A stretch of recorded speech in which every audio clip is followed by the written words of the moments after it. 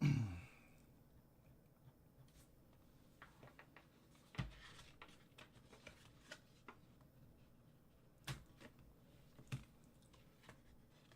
what's up, everybody? What's up, racing?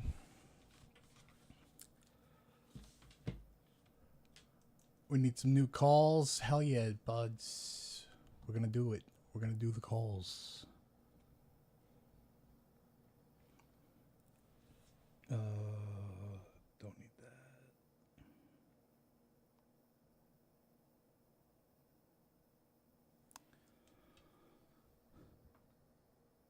I can come down low. I love you too, Buttburr25. Cheers with the PBR 5.9 again. I'm going to be enjoying myself some Logical Conclusion by Threes Brewing Company today. Let's see. Let's do that. Let's do that.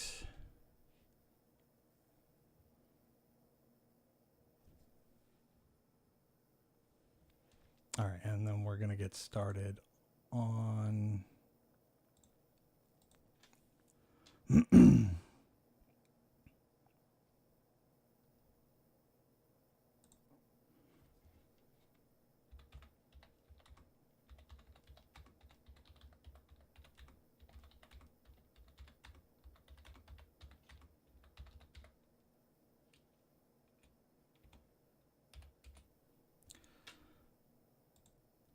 all right.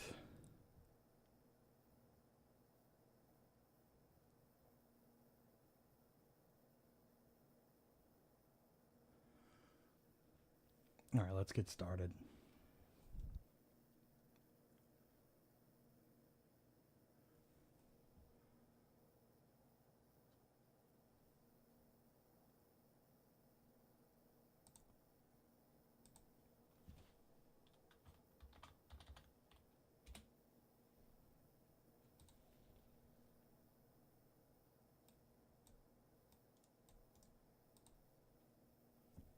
No, I'm sorry. I don't do co-hosts.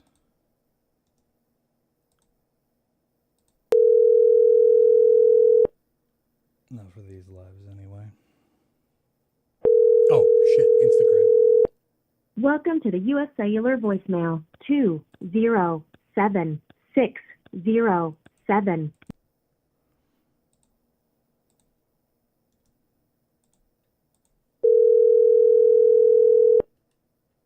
What's up, King Owen? Welcome to the U.S. Cellular voicemail 207. She's with our youngest. Her older brother is away at his friend's house, so she doesn't want to be left out in the living room alone. Thank you for... Hey, Dan. How's it going, bud? Thank you for the heart me, Dan. John, you need to pay some clippers and get some clips out. I get clips out multiple times a week. We got clippers.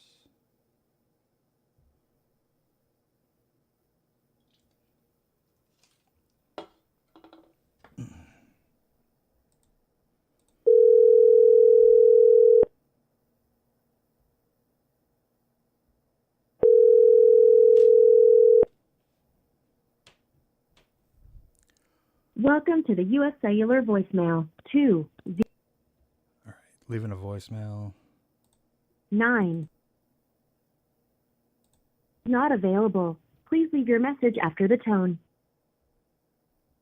After you have finished your message, just hang up. Or to hear more options, please press 1.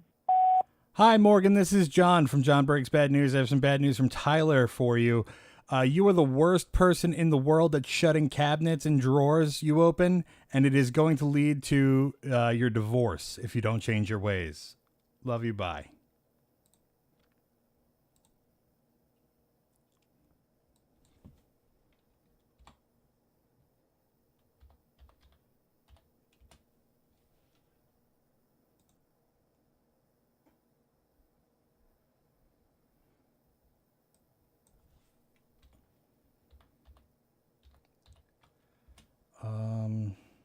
Somebody sent in code GMRB and the request is not there. So I can't do it.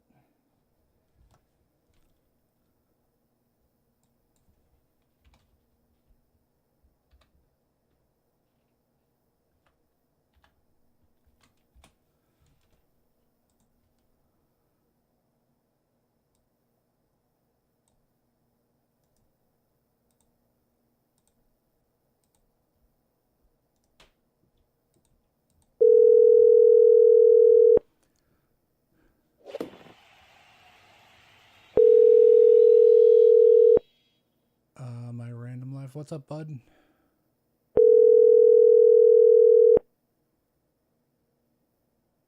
Yeah.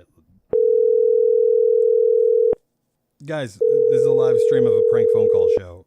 Sometimes the people don't answer the phone. Hello? Hello?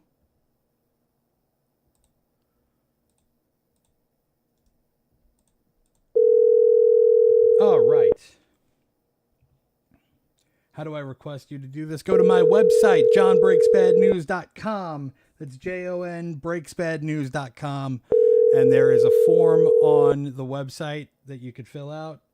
Expedited calls or tipped calls.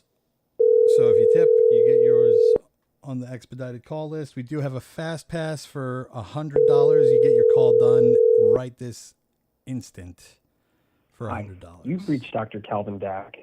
If you're a patient calling after hours, please leave your name and date of birth.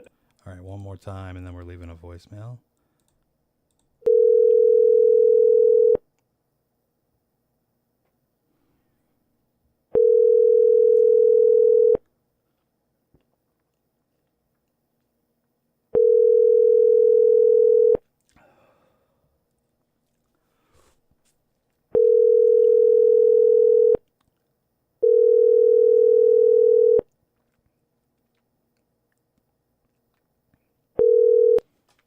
Hi, you've reached Dr. Calvin Dack.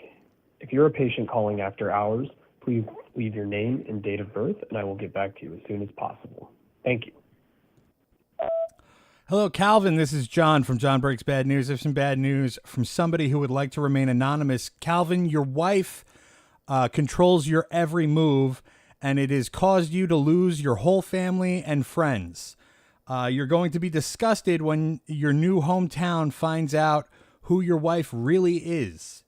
Love you, bye.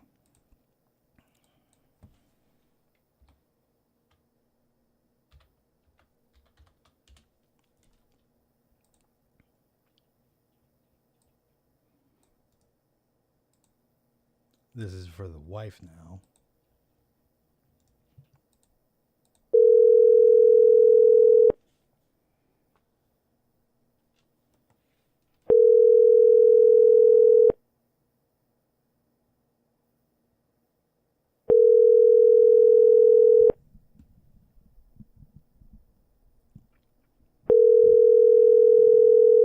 No, I'm wearing contact lenses today.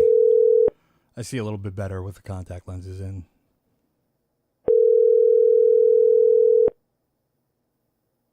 Your call has been forwarded to voicemail. The person you're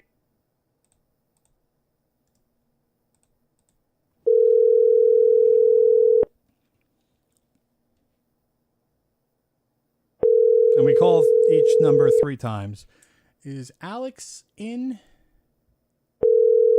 the stream?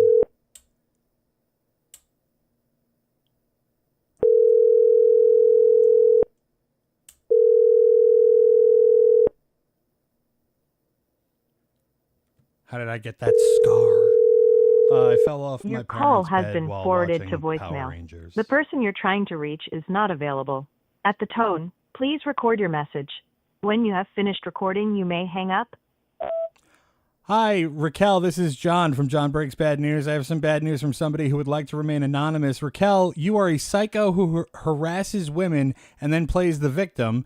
You are going to be the reason you and your husband have a bad reputation in your new hometown when they find out who you really are. Love you. Bye.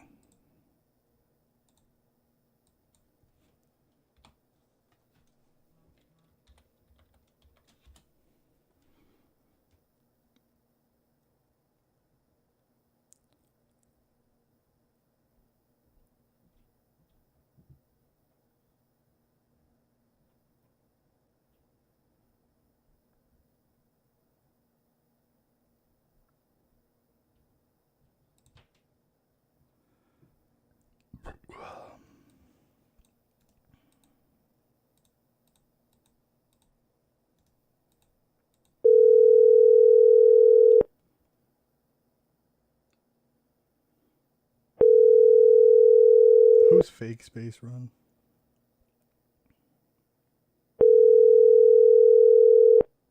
Ron J, we might be brothers.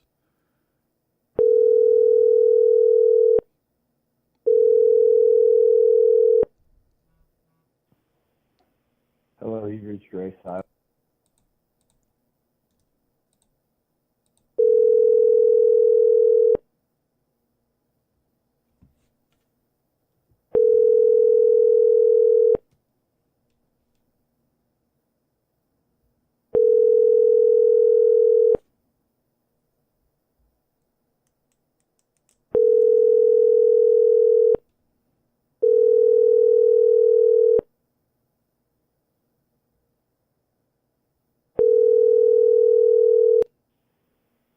Hello, you've reached Ray Seiler. We are beard brothers. Where's the hat? The hat is over there. I'm not wearing it today. It's a pain in the ass with the headphones. It doesn't fit right. So I wear it on special occasions. Do you do international calls? Yes, I do. That's lame. LOL. I mean, Hello, you've reached Ray Seiler. Please leave your name and number, and I will call you back. Thanks. Bye. Hi, Ray. This is John from John Breaks Bad News. I have some bad news from Team Beef. Your golf team is trash. You're going to lose again this year like every year. Team Greens is a horrible name. Team Beef dominates. Fresh, never frozen. We got the meats. Love you. Bye.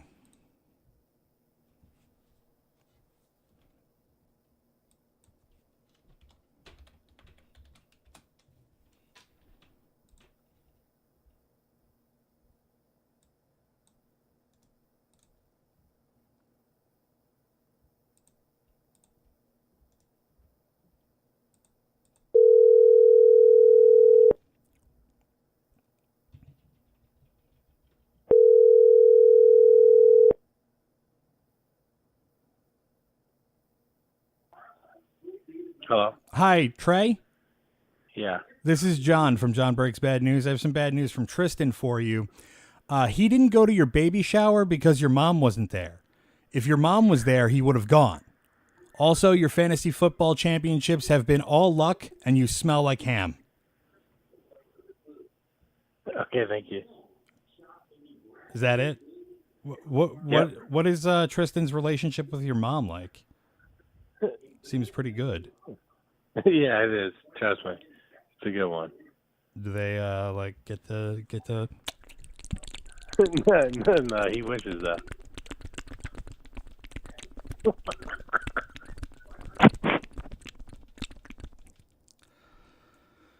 Oh, he hung up.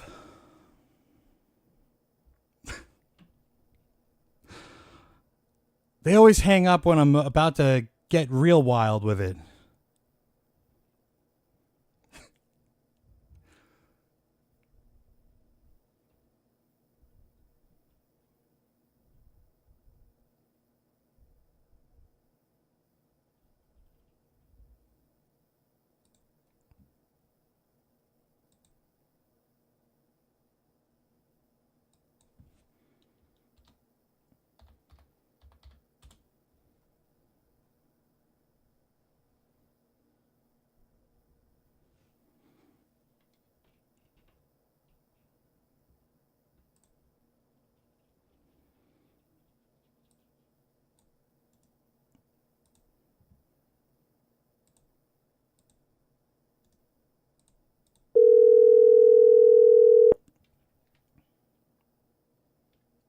Do you call Australian numbers? Yes, we do.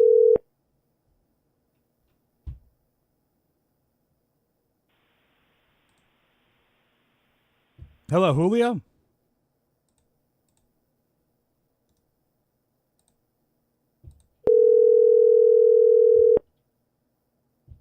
What's hanging from my neck? It's just a little piece of... Hello, Julio? Hello? Hi, this is John from John Breaks Bad News. I have some bad news from Al for you. Fucking goddamn it. I'm just going to keep calling, man.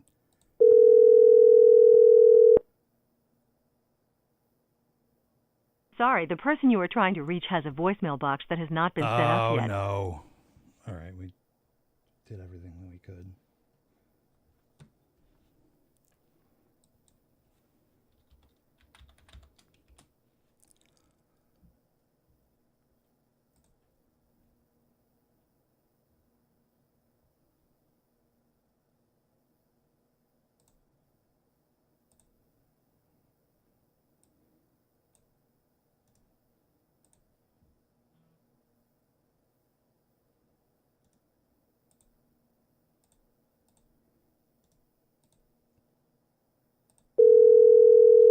If you'd like to submit a call, go to the website. The website is jonbreaksbadnews.com.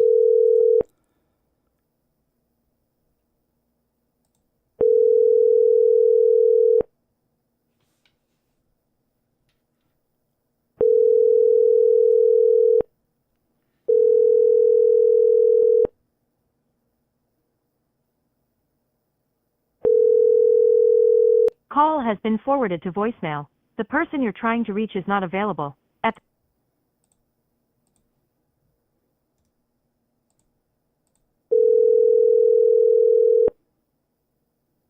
I don't understand this one.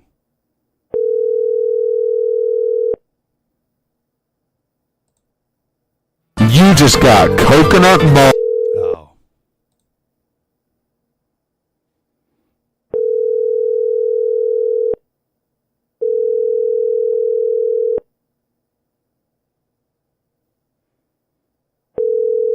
Your call has been forwarded to voicemail.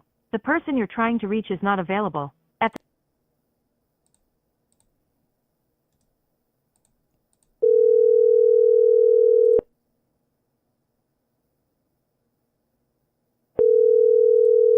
Your call has been forwarded to voicemail. The person you're trying to reach is not available. At the tone, please record your message. When you have finished recording, you may hang up. Hi, Sammy. This is John from John Breaks Bad News. I have some bad news from Trent for you. You just got coconut mauled. Share this with all of your friends to totally coconut maul them. Love you. Bye.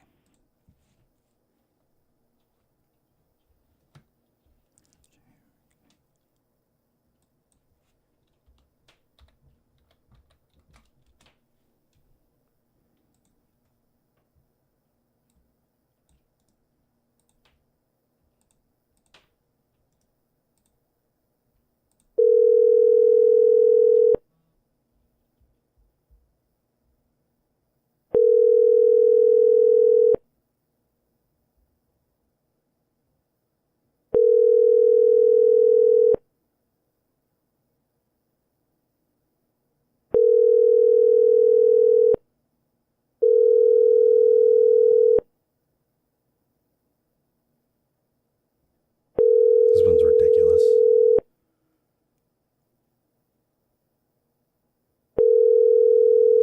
Badger the Barbarian, welcome. Telephone number 6. What's John's big day? I don't understand the question. Are you ever curious about what certain calls mean? Yes, all the time. Like that coconut mall one, I assume that it's like some sort of meme, but I don't know exactly what it means. Racing with the 10 gifted memberships. Thank you, bud. Love you.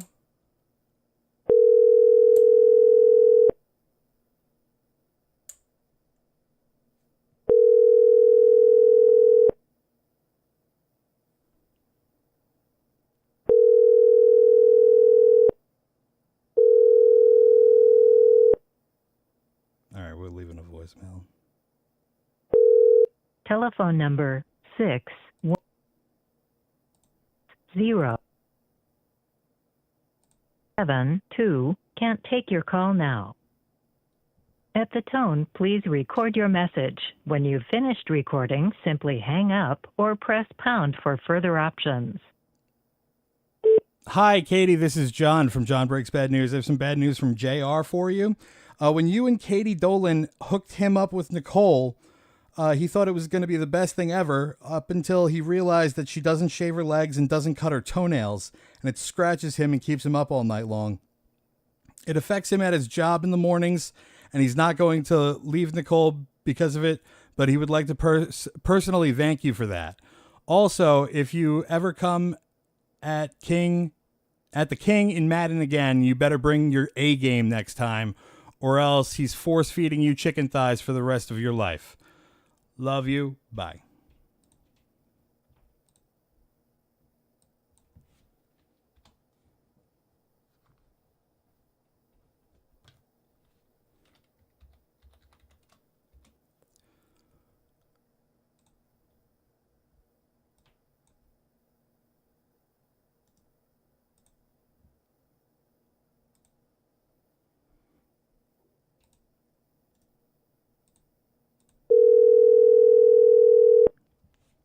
Unless she doesn't like chicken thighs. Ever had somebody call back? I used to, but the way I have my phone set up, I don't allow for people to call back. Hello? Hi, is this the Lights of the Lords of the This call will Poops? be recorded. Say again? Is this Lights, the Lord of the Poops? Yeah, this is him. Hi, Lights. This is John from John Breaks Bad News. I have some bad news from Buster Douglas for you. Okay. He wanted me to tell you, hello, you pollywog nub. He hates to break it to you, but due to the fact that you have not received your annual lobotomy, you are hereby officially fired. Do not pass go. You will never collect $200 because you never went and got a damn job. Stop living off of Red Bull and Cheez-Its. You're cooked, buddy, and your poopy butt disease will never be cured.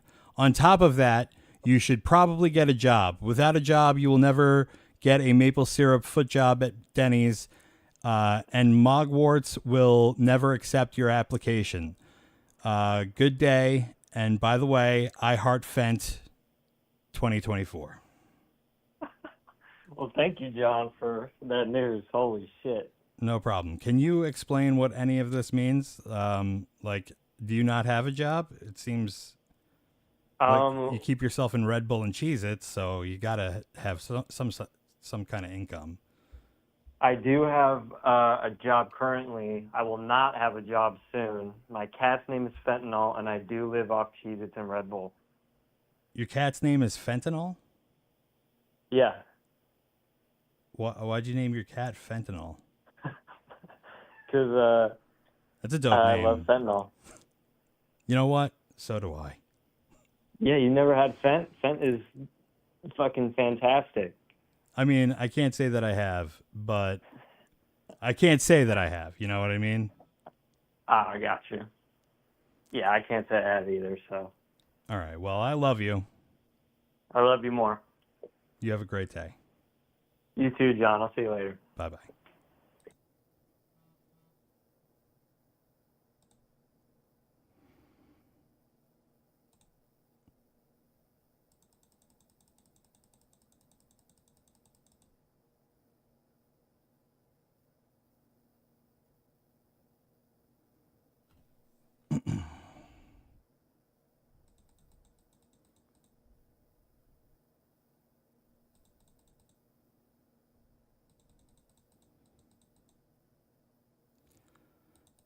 What's everybody up to? How's everybody's night going? No shot for Ian. Any afford to it funny is just ring them myself, to be honest. Keep me. What the fuck are you trying to say? I have no idea what you're trying to say. You typed that like a fucking pirate.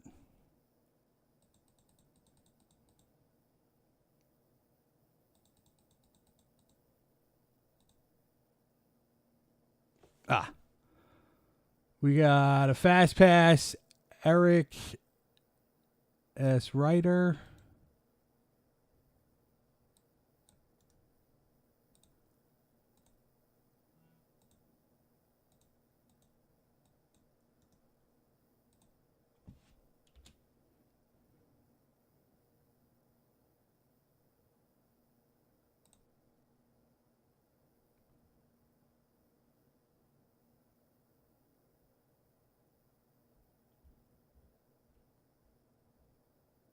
Is this right? I feel like this has got to be it.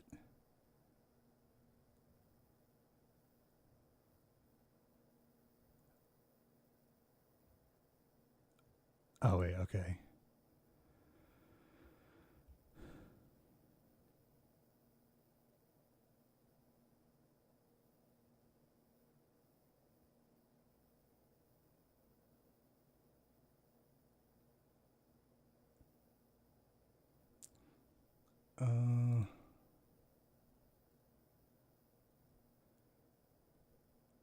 Eric, I've called this before. I've called Axel. Did you send another one? Yeah, okay. All right, I see. No.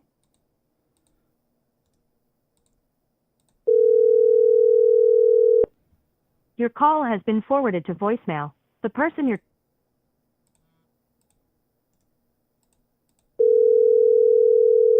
Your call has been forwarded to voicemail.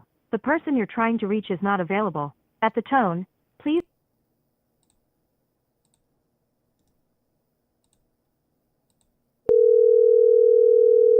Call has been forwarded to voicemail. The person you're trying to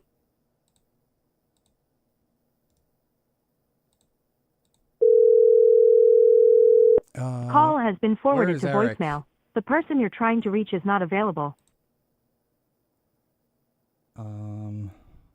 Let me try a different number.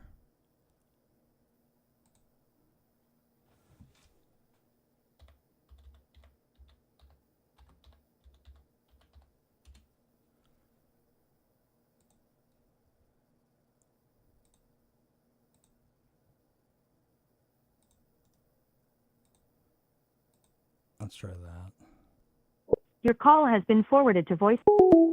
So their phone shut off. We got some voicemails for this.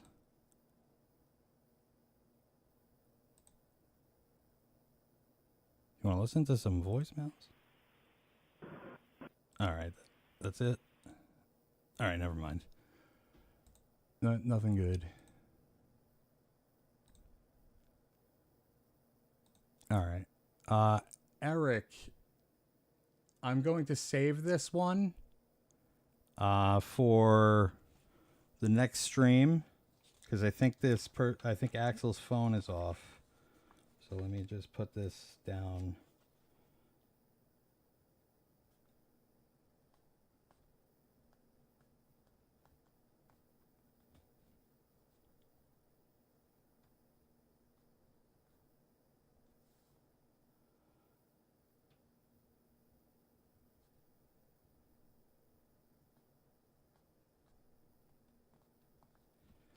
All right.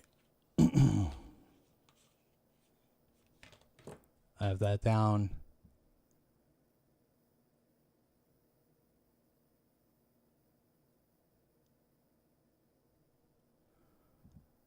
Also, just letting everybody know we are doing the most embarrassing show after the John Breaks Bad News show tonight. So, if you want to stick around, we're going to be hanging out, talking about some embarrassing stuff. No guests this week. It's just going to be some embarrassing stories and maybe some embarrassing music from Sir Seat Sitter Chris.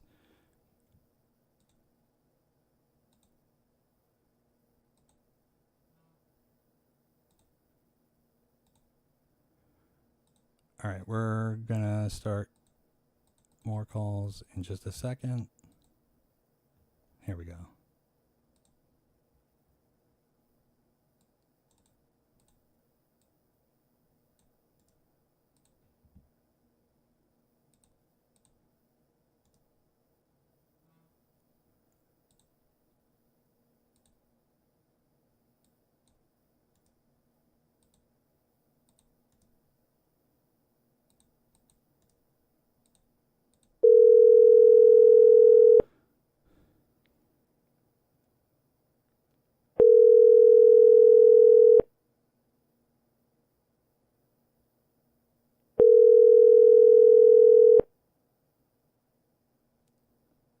We're bouncing around days, so it's not like we're doing any, we're kind of bouncing around now. Hello?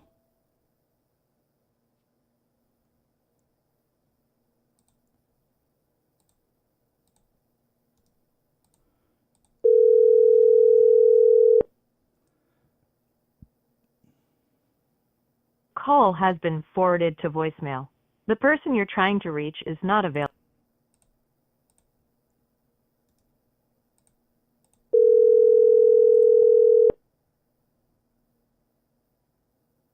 Forwarded to voicemail. The person you're trying to reach is not available. Oh, what At the platform tone. are we going to be on? YouTube, Twitch, and Facebook. No Instagram, no TikTok, unfortunately. Because there's a video element to that. Like a true video element. What's the craziest voicemail box recording you've heard? Oh. I don't know. There have been some pretty crazy ones. Is Alex in the chat? Your call has been forwarded to voicemail. Is he The ready person for you're me trying to do reach this is call? not available. At the tone, please record your message. When you have finished recording, you may hang up. Hi, Claudia, this is John from John Breaks Bad News. I have some bad news from Miles for you. He stole the fan from the guest bedroom last time he visited. It's in his room in Vegas. It's 115 degrees there. You can stop looking for it. Love you, bye.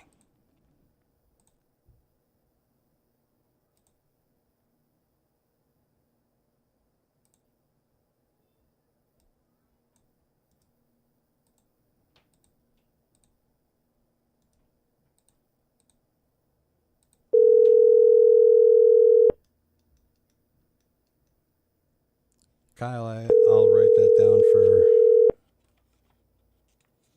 this stream. We'll do some free calls at the end. We'll do some random calls at the end. Fan submissions.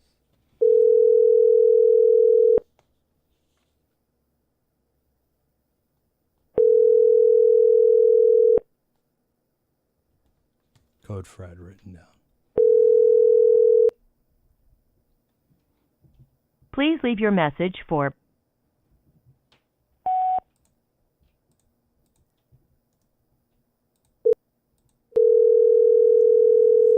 This is a rough one tonight. Not getting many pickups. It's not usually this bad.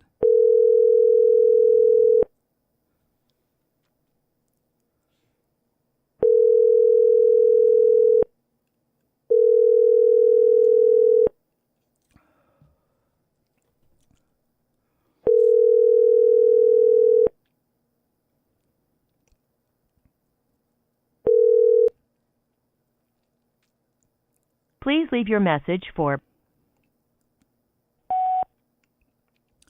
Hi, Silly Goose. This is John from John Breaks Bad News. I have some bad news from Dan for you. Your frogs are stupid. You care more about your Hot Wheels collection than sleeping with women unless you are allowed to stick both of your thumbs in her butt until you can feel a breeze. He wishes that you would leave the house more other than just to go to work. It's also disgusting that you collect bugs and worms. They don't care that it's to feed your damn reptiles. There is no excuse. Also, you haven't been very silly lately, and it feels weird to call you a serious goose. So from now on, he's only referring to you as Gary. Boring name for a boring man. Fuck you, you long nipple having ginger. Love you, bye.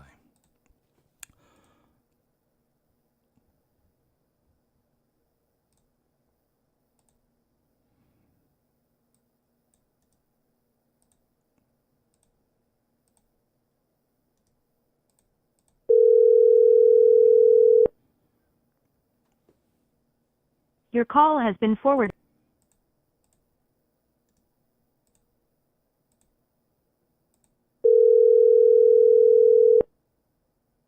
Your call has been forwarded.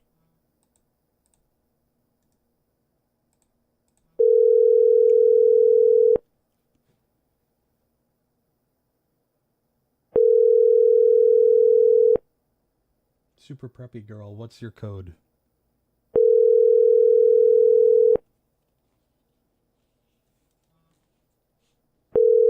I don't answer my phone. If I'm being completely honest, I don't answer the phone either. I know better. Your call has been The forwarded YouTube to channel is voicemail. The person you're trying to reach is not available. At the tone, youtube.com/JohnBreaksBadNews. please record your message. When you have finished recording, you may hang up. Hi, Delaney. This is John from John Breaks Bad News. I have some bad news from somebody who would like to remain anonymous. Your smile haunts their dreams constantly. They wish things were different. Stay beautiful. Love you. Bye. I don't know if that was necessarily bad news, but it's what I was asked to do.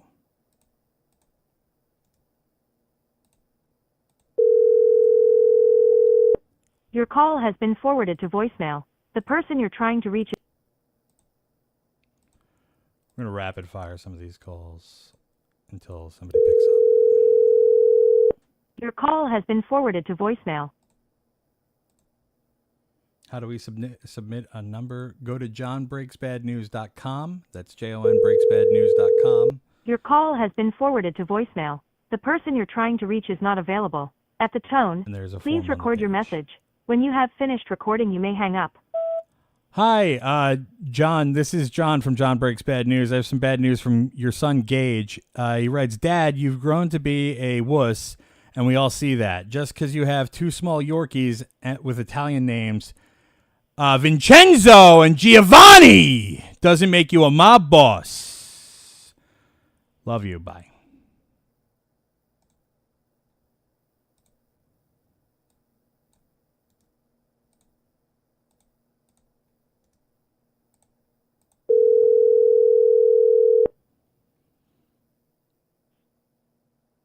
Your call has been forwarded to voice.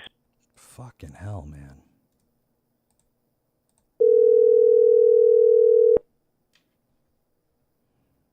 Your call has been forwarded.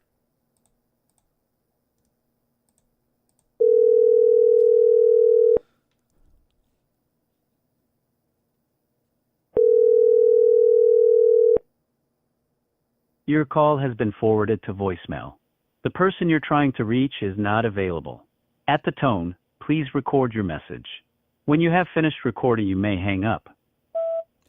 Hi, Janine. This is John from John Breaks Bad News. I have some bad news from your husband, Anthony. You need to know that it makes him unreasonably and depressingly sad that you don't buy him chicken wings, Mexican, pizza, beer, nothing. Also, you need to hear that it's his and he wins. Love you. Bye.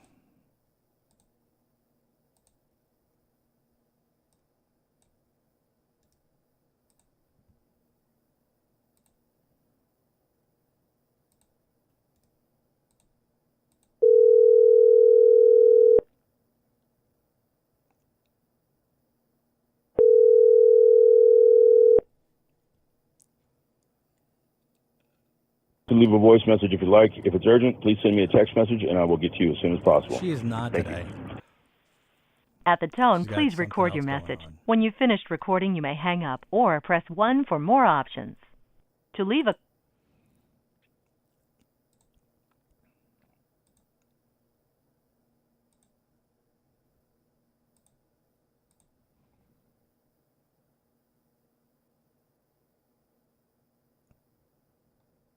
Oh, okay. Door Devil, you're here. Okay, perfect.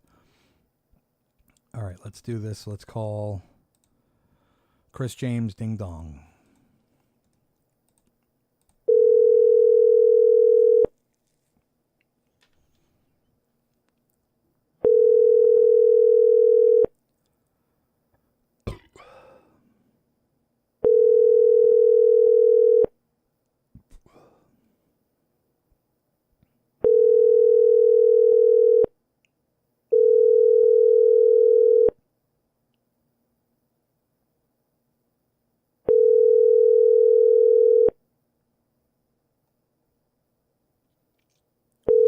I'm drinking Logical Conclusion by Threes Brewing Company. please leave your message for It is good.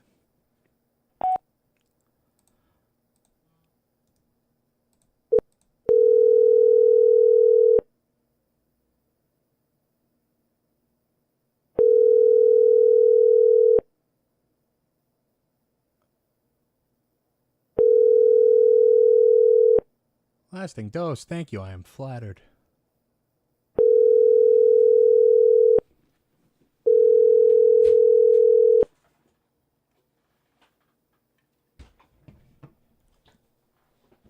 Hello. Hello? Is Chris James there? Ding dong.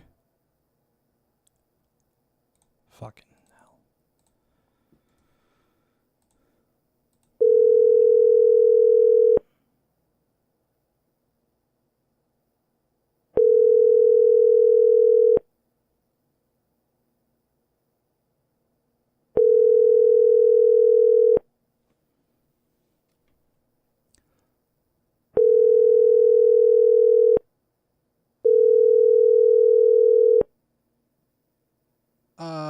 Alex, I'm doing your call right now. He's not picking up.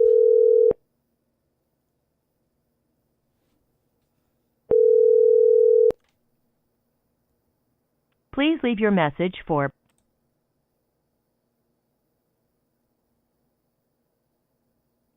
JDWG.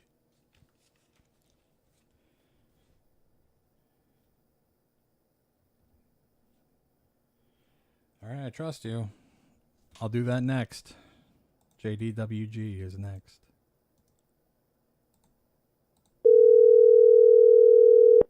Any other live requests which don't ever invest in good equipment, keep the low quality? I have a really good mic, and I have a halfway. I think the webcam is decent.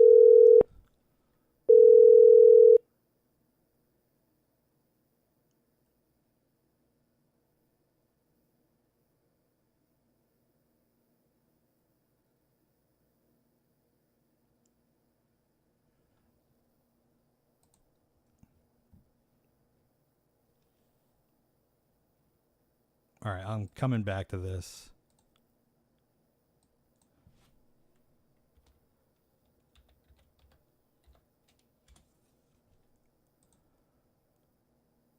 Calling Pam now.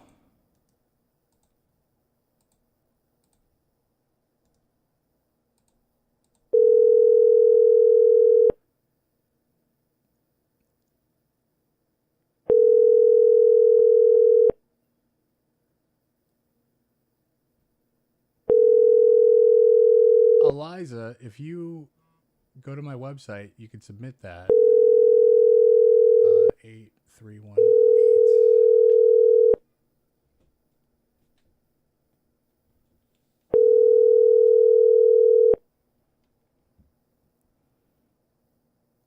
call has been forwarded to an automated voice messaging. They did not answer. TT9T.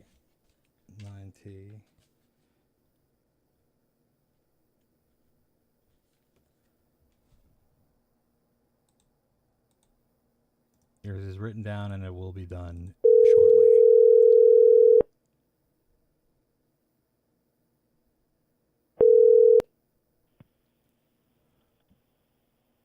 Hello, Pam?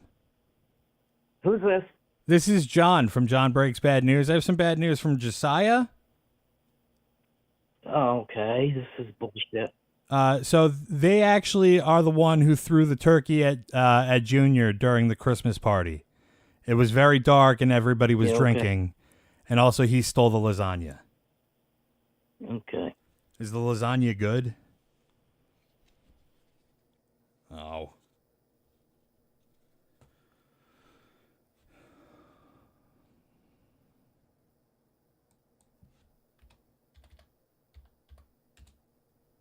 TT9T, I don't have that.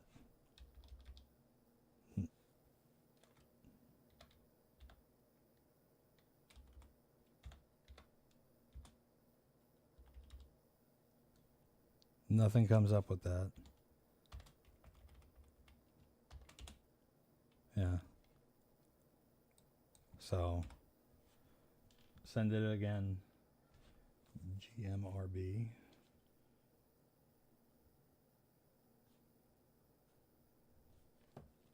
Fred.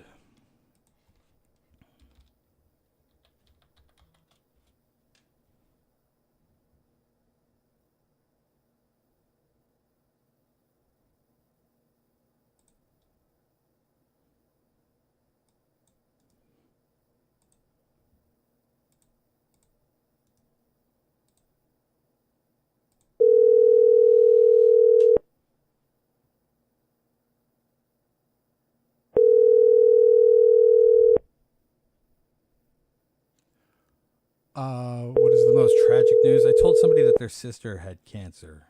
That was probably the worst one. And no, that was the second worst one. The worst one was as I read it, I realized what I was saying to the person, that their friend had just passed away. And I was like, damn. You have reached the voicemail of Fred Herdman.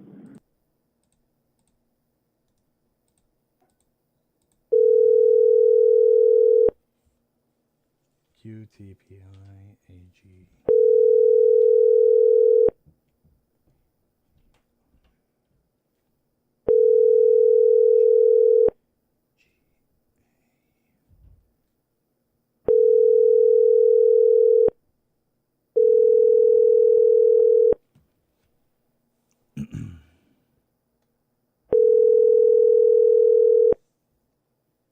I don't know why somebody would submit that one. You have reached the voicemail of Fred Herdman. I didn't leave a message and your number, and I'll get back to you as soon as possible. Thanks. That one will stay hidden somewhere in a stream. Didn't feel right to clip that one.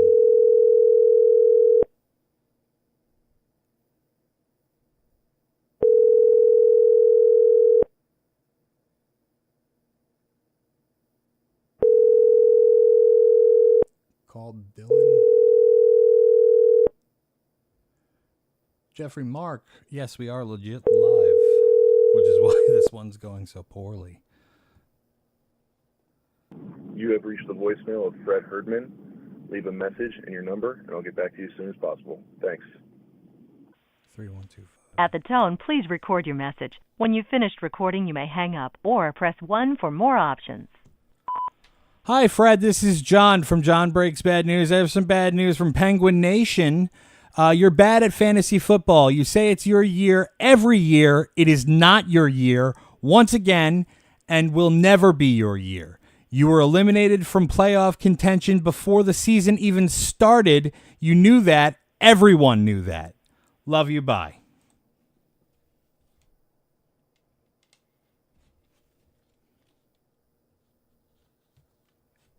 318.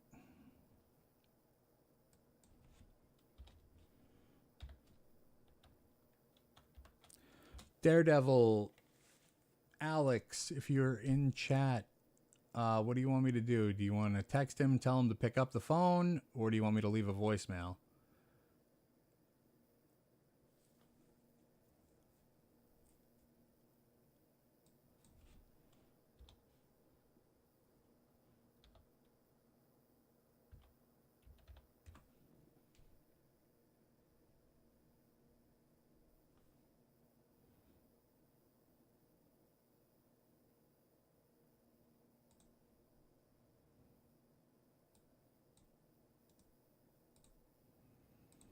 Calling Howie.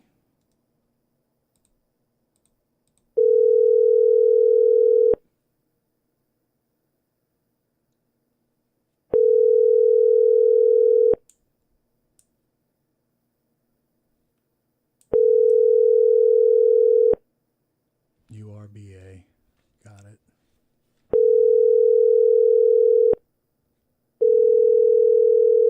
Where's Alyssa? Alyssa is not here. She's dealing with our lovely child. Hello. Hi, is this Howie? Yes. Hi, Howie. This is John from John Breaks Bad News. I have some bad news from Corey and Mackenzie for you. Oh, no. Noah can kick Lincoln's ass, but they all still love Lincoln anyways. I'd like to see him try. Who's Lincoln and who's Noah? There are my 7-month-old is Lincoln and his 9-month-old son is Noah. I would pay literally any amount of money to see two babies like just fucking maul each other. We're just running baby fights over here. Just baby fight club. Just just one on top of the other one, just pounding his face in. That would bring me such joy. Well, we'll send you the pin when it happens, but I appreciate the call. All right, I love you. My brother says he loves you too. So. All right, I love you. Love you. Bye.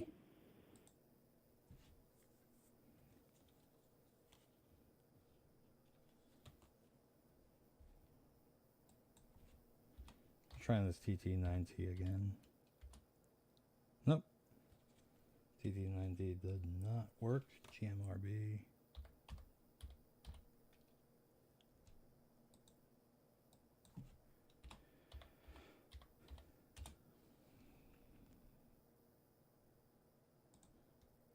Gunner,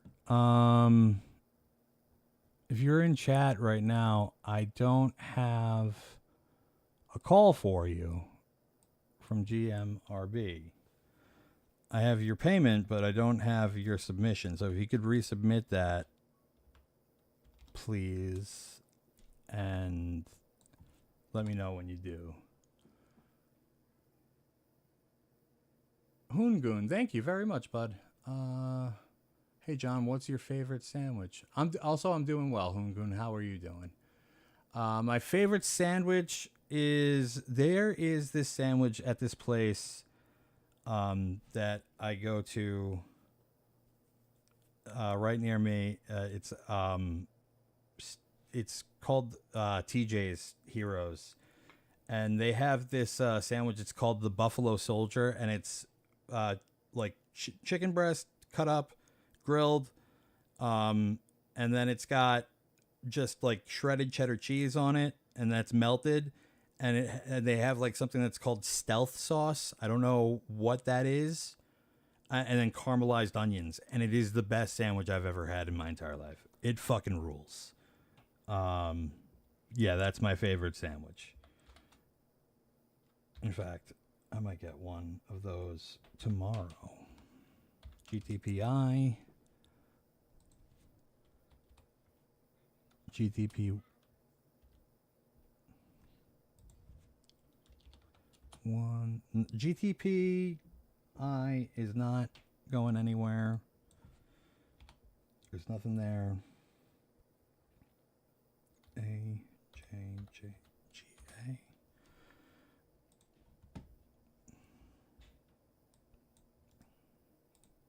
Calling Kristen.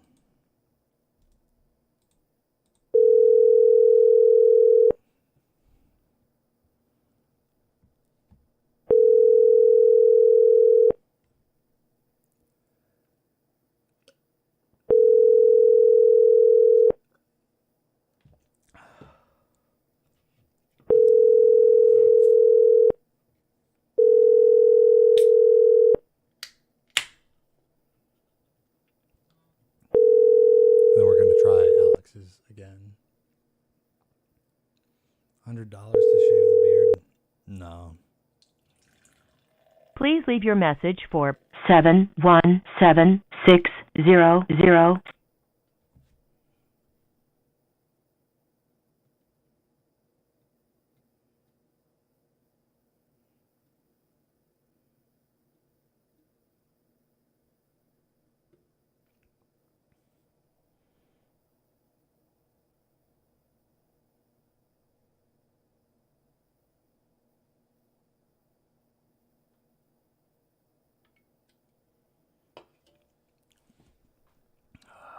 Let's try this one again.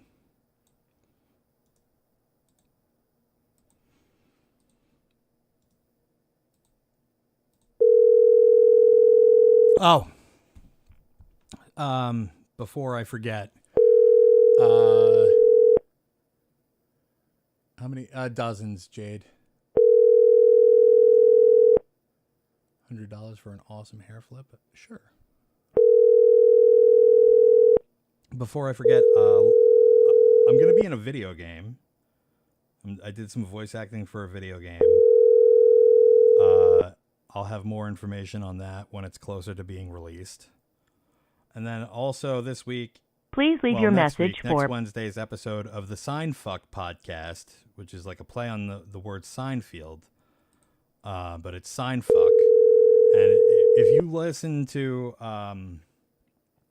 Come Down or if you listen to any of Matt and Shane's secret podcast, like any comedian podcasts out there, these guys are very funny. They're a smaller podcast. I was on there this week. We had a great time. We had a really fun conversation.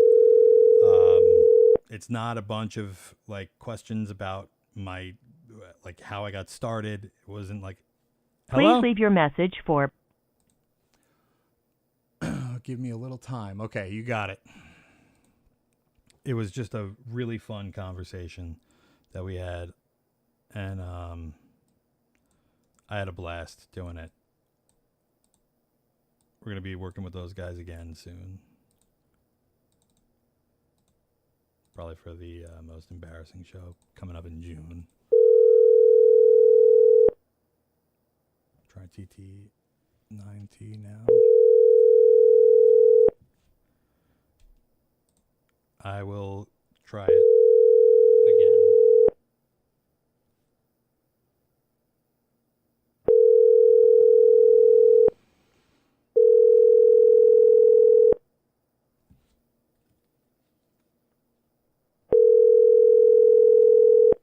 SE28.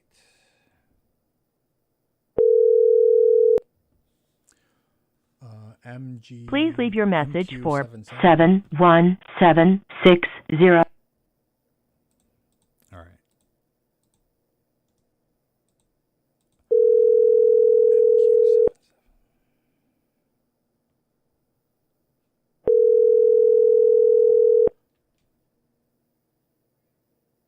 MQ77. 9:20. It's good to call him.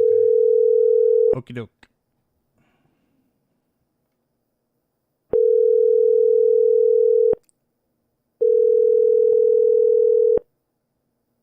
All right, last call on this one. I'll leave it in a voicemail.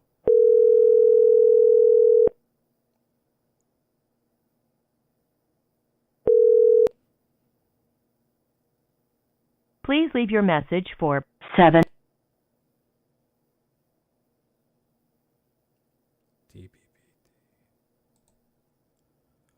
Hi, Kristen. This is John from John Breaks Bad News. I have some bad news from Austin for you. You are not fooling him when you fart at night. He wakes up almost instantly from the smell when he hears it. And usually he needs to put on an oxygen mask every time, because if he doesn't, he would probably die of asphyxiation. Asphyxiation. Can you please stop farting in bed? He would like to get through an entire night without feeling like he's going to die from the smell of your farts, your toxic farts. Next time you fart in your sleep, he is going to fart under the blanket as well and Dutch oven you. Love you, bye.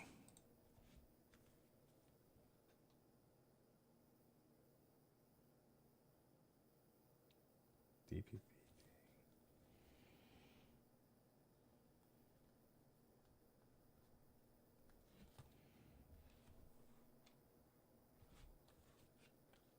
Oh, I got that on the list already. Fucking hell. Let's do this. TT9T.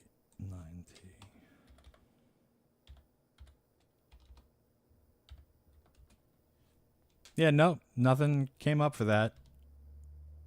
TT9T. Nope.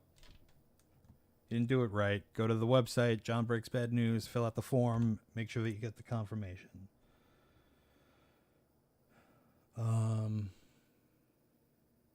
How do I get you to send a call? Go to jonbreaksbadnews.com, and there is a form at the bottom of the page. Dilly the man. Calling Dylan right now.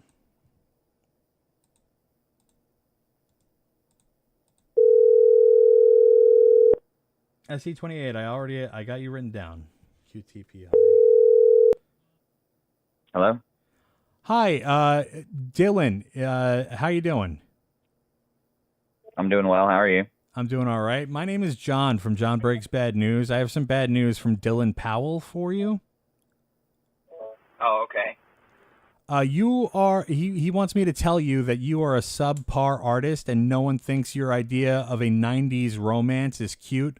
Also, your dog pisses like a girl. What kind of art do you make? I mostly draw animals, but Do you draw like anthropomorphic animals, like furry art? Is that your way of saying that you draw furry art? not really. I mean, I have drawn like some anthropomorphic animals. It's not like anime style furry art. It's more like realistic, like I don't know if you like know classy furry art. I guess. Yeah, it's do you more draw like, them? Do you draw them banging? Redwall. No, I don't do all that. You don't draw them banging? No, I don't give them tits or anything like that.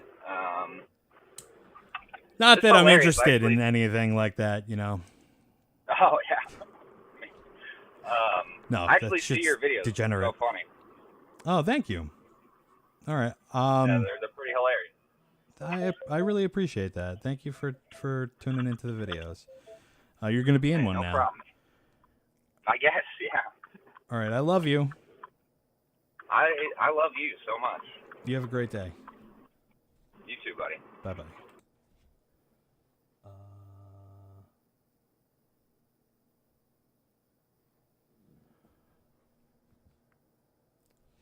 MNEF.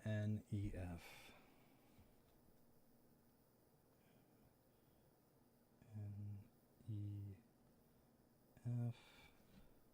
I tried QTPI before, and it didn't work.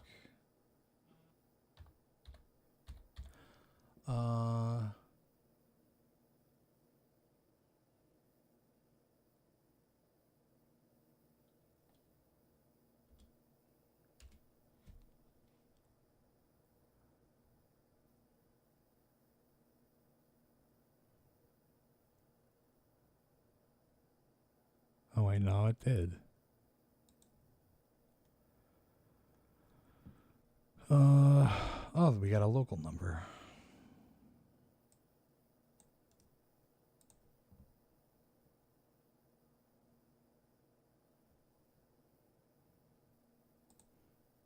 Oh, never mind.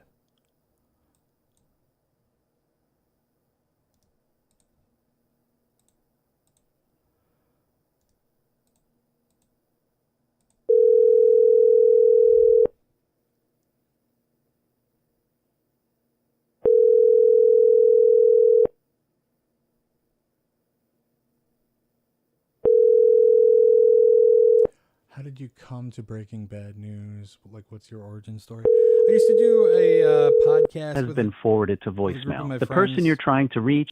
That was called Master Haters. And one night I was editing the podcast, and it kind of got it in my head that it would be funny if I started writing like Craigslist ads for somebody that would break bad news for you. And I just wrote these like wacky, like absurd ads and posted them on Facebook, and they got shared around in Facebook groups. I also made your call a has Facebook been page, forwarded but to I didn't, voicemail. put any The work person into you're it. trying to reach is not available. And, they kind of blew up on Facebook, and I started getting requests, and then I started doing the requests on my porch just with Alyssa filming Your call me. has been forwarded to voicemail. The person you're trying to reach is not available. At the tone, And that's kinda how I please got record started. your message. When you have finished recording, you may hang up. Hi, David. This is John from John Breaks Bad News. I have some bad news from Alec for you. You are absolute dog water shit juice in Call of Duty, and you could never beat him on a one-on-one a day in your life. Also, he wants to remind you that you look like a young Matthew Lillard with a meth problem, and also your breath smells like you smoke sardine cigarettes. Love you, bye. I don't know if that was the right QTPI, but that was the one that I did. Oh, there's this one too. I'll do this one. Fuck it. Calling Anna.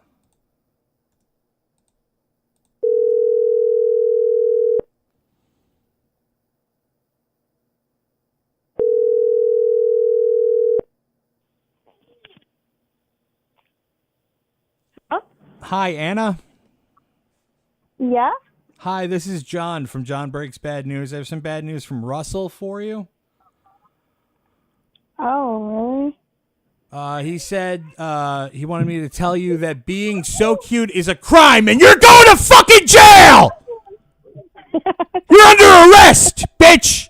Put your hands behind your back and get down on the fucking ground! Put that baby on! I'm gonna yell at the baby!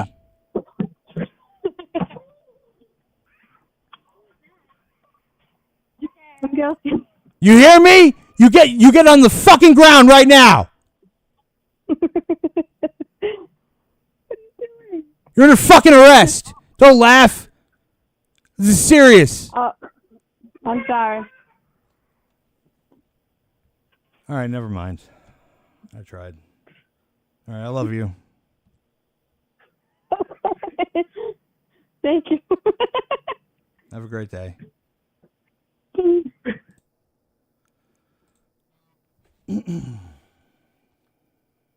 Where the fuck is my clown makeup?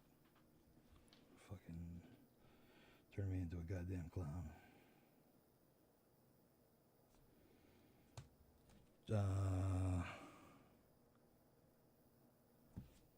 BOBA.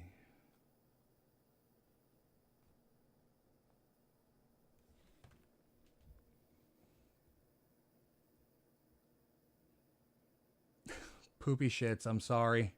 I didn't think anybody was watching inconspicuously in their office. We got 10 minutes before we could call Alex's number.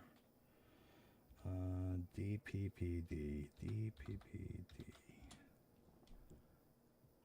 Oh wait, we did this one. We did that one. 3125.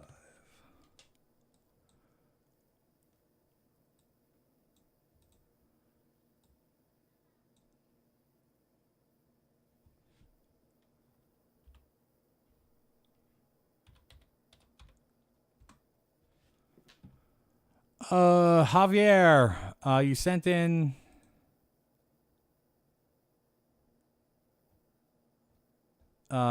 a tip, but no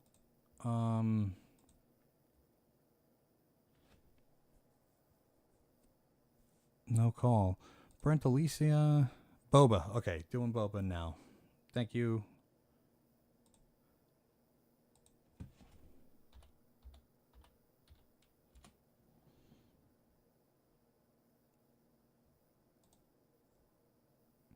Calling Kim. Oh, this is what country am I calling for BOBA?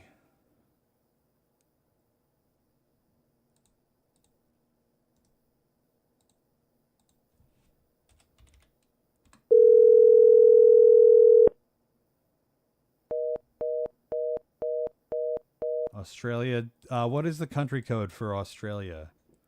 Fuck, I don't remember it off the top of my head.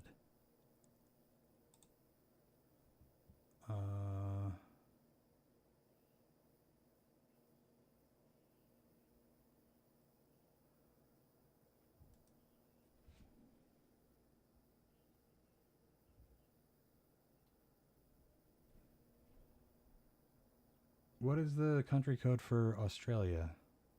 It's not plus 44. 61, okay.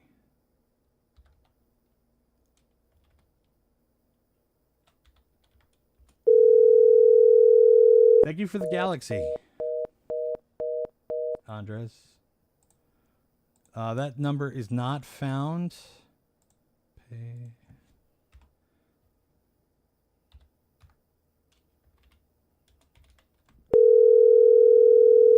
Fuck. That was wrong.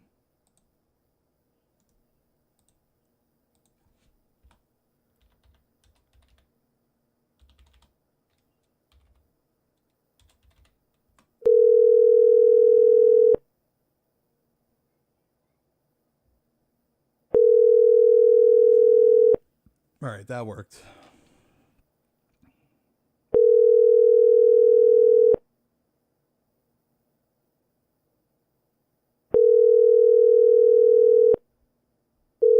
Zero 4022.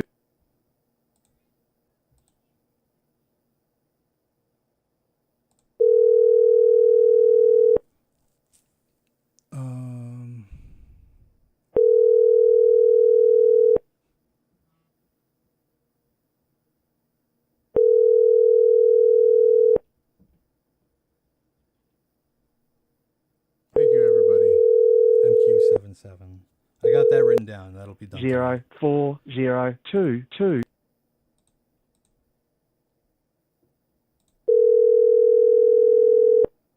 All right, last call on this one. Leaving a voicemail. Oh no, no. What do you want me to do? Whoever submitted, Boba.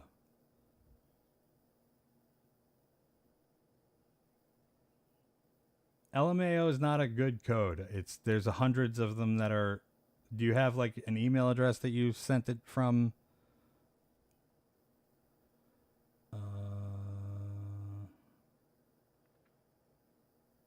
Okay, can you tell me the email address? Pug Life.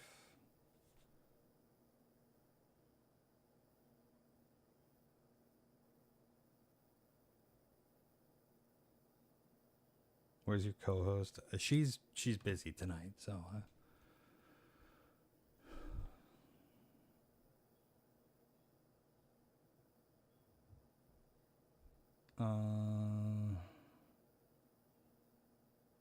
Where's your glasses? I'm wearing contact lenses tonight. John, don't panic. I'm not panicking. I'm fine! I love you too, Saren says.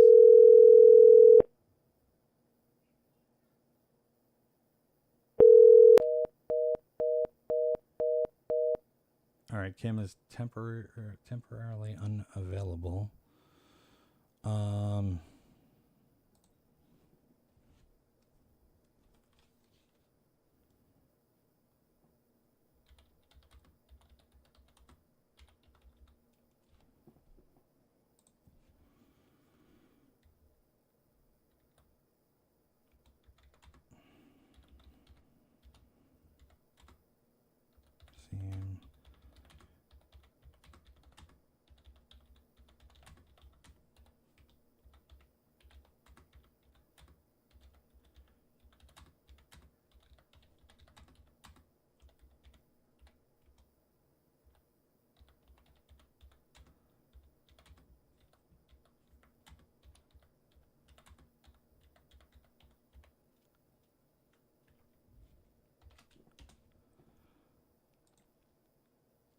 All right. GMRB.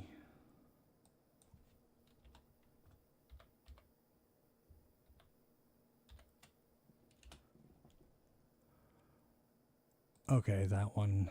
Now it's here. 217.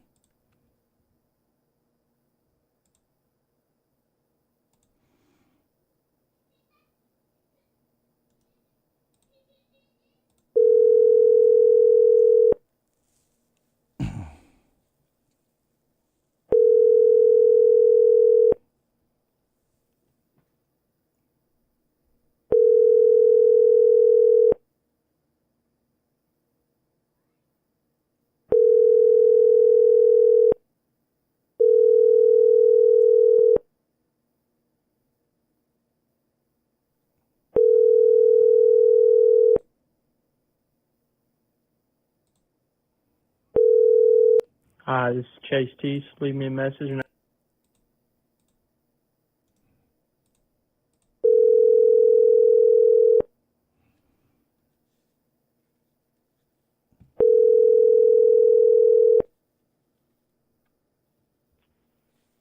Hello.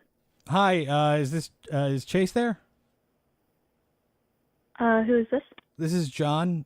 Can I speak with Chase? Give me 1 second.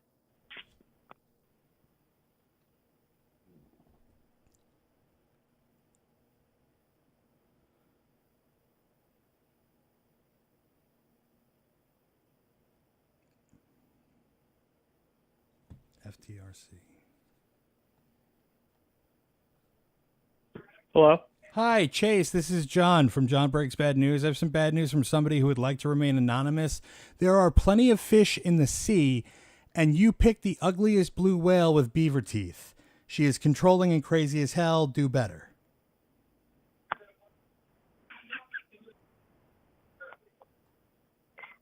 All right, I love you. Oh, he didn't say it back.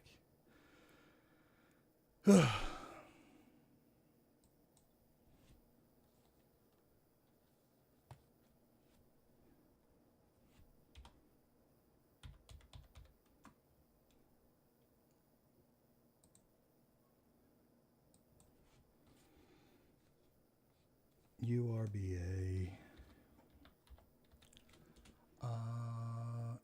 If you are submitting a call, the website is John Breaks Bad News. It's jonbreaksbadnews.com.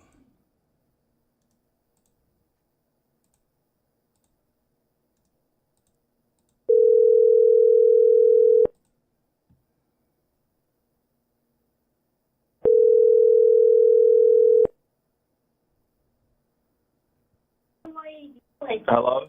Hi, is this Chris? Yeah, it is. This is John from John Breaks Bad News. I have some bad news from Nick for you. Nick had Taco Bell for lunch, and while he was watching your dog, while you were on your family Disney trip, he got the bubble guts. And long story short, your toilet is really messed up, and it's going to need a plumber for this one. Do you have any recommendations or someone to call? Nah, he's the one watching my house. I'm on the way here in Disney, so he's going to figure it out. Well, if he can't figure it out, where should he shit now? John has made it up. So, am I going to come home to a dirty bathroom? Probably. Well, he better figure it out, bro. I'll be home in like 2 days, dude. Yeah, but so like now that the toilet is clogged, he can't shit in the toilet. So should he shit in the sink, or do you want him to shit in the tub? He can go to the tub, I guess, bro, but he lives right across the street, so he should be able to figure it out by the time he has to shit himself, right? I mean, he did have Taco Bell for lunch. Did he have the chalupa? He had the chalupa and the nachos Bel Grande. All right, permission granted to use the sink in that circumstance. Okay. All right, so that's crazy. He can use the That's sink. crazy. Yeah, but yeah. I mean, like he took a. You clean it out. He's got to clean it out. I don't know if that's gonna Yeah, happen. the Clorox is under the sink. I don't know if that's gonna happen. You might have to do that when you get back. Well, that's horse shit. All right. I love you. Yeah, I love you too, bud. Have a great day.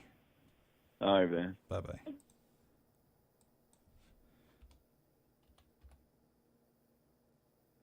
Let's see, 28. Oh, fuck.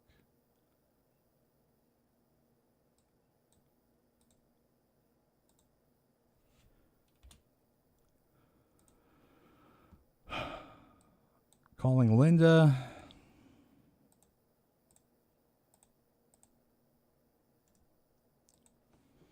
And we are saving.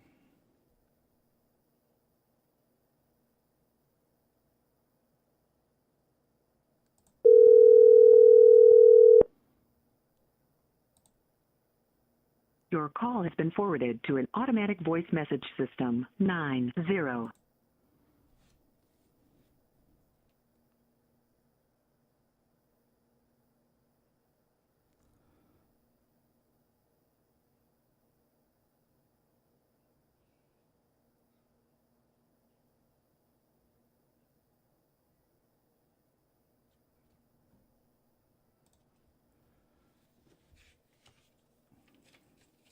Boba for next stream.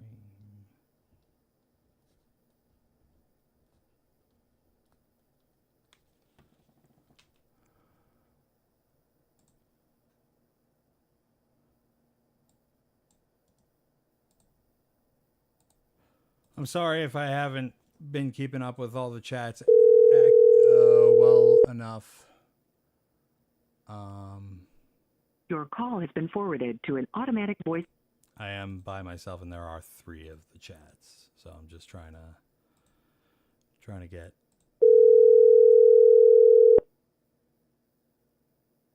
Max Sheehan, that's very sweet of you. I love you too. Hello. Hi, Linda. Yes. This is John from John Breaks Bad News. I have some bad news from Sam for you. Oh my God. They say that you are delusional and you need to move on from Brian because he does not want you back. Oh wow. Okay. What happened with Brian? Were you two an item? Yes, for 3 years. And Brian no longer. I mean, like you guys. I'm assuming broke up. So what caused the breakup? Just needed a break from things, but You did or he did? I did. But then Oh. he kind of told me, you know what, let's just move on. But we're still in contact with each other. We still hang out and everything. Uh-oh. Yeah. Behind Sam's back? You guys hang? No, he knows. Okay. Yeah, he knows. He just doesn't want me to get back together with him. Was that the plan? Were you trying to? Were you trying to get back together with Brian? I'm trying to fight for him, yes. I don't know if that's a great idea. You tell a guy that you need a break from him, and then you decide on a whim that you want him back. He broke it off because he liked someone else. Well, I mean that does happen when. I mean, it sucks, but that happens. I'm sorry. Yeah, I mean, I don't even know who I'm talking to, but I'm kind of scared. You don't have to be scared. But you know the old adage, there are plenty of fish in the sea. There's another Brian out there that's good. Yeah. Mm-hmm. For sure. You'll find him. I hope so. All right, well, I love you. All right, bye. Bye-bye. MQ77. Ugh.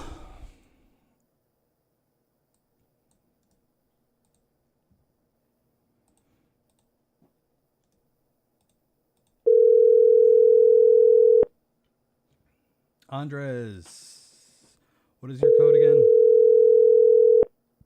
3125.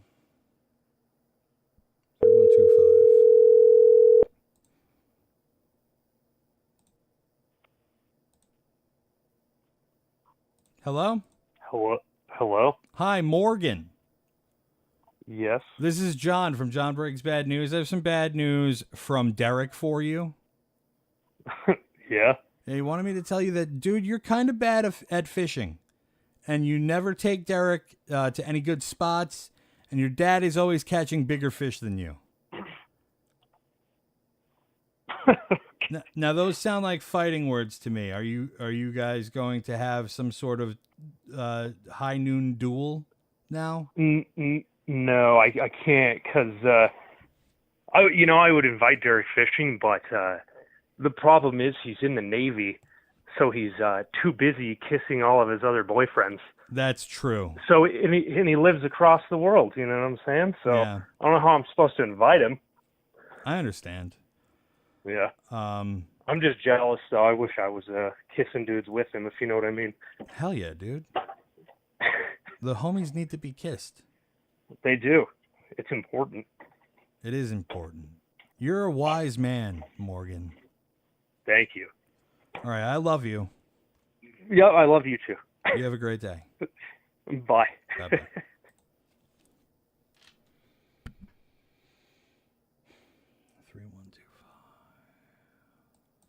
Let's try that again. 3125.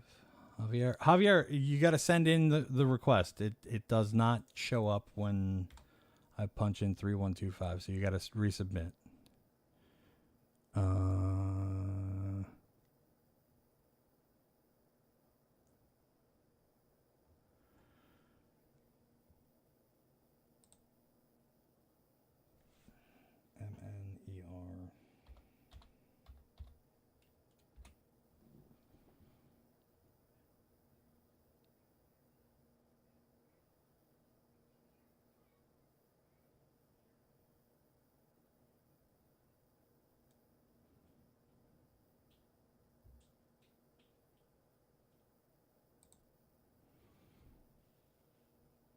MNER is not coming up with anything.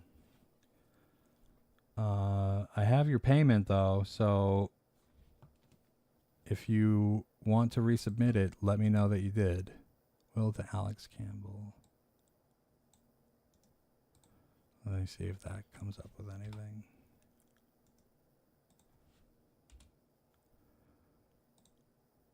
Oh, here we go. Found it.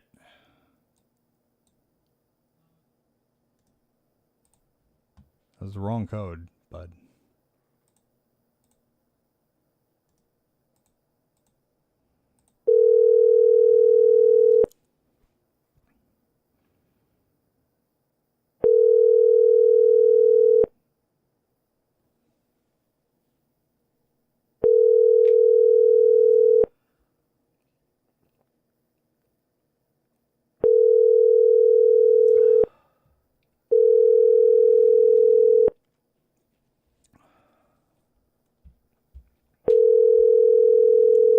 Your call has been forwarded to voicemail. The person you're trying to reach is not available. At the tone, please record your message. When you have finished recording, you may hang up. PPDE and YMDB.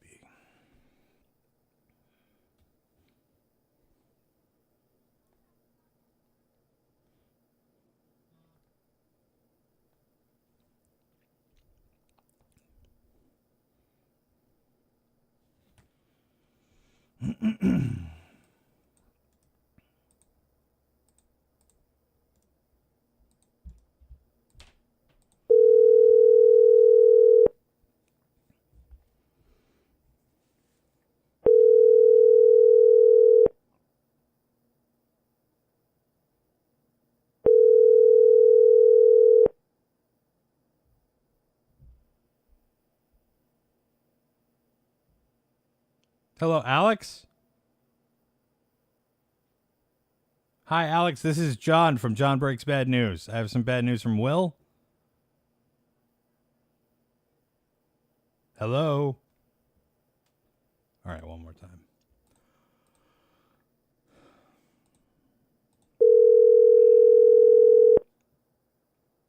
Chucking papers. I love you too, bud.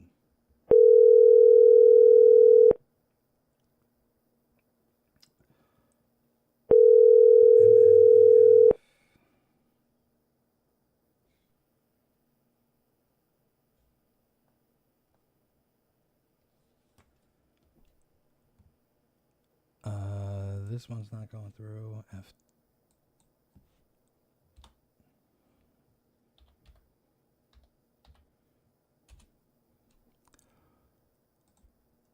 FTRC.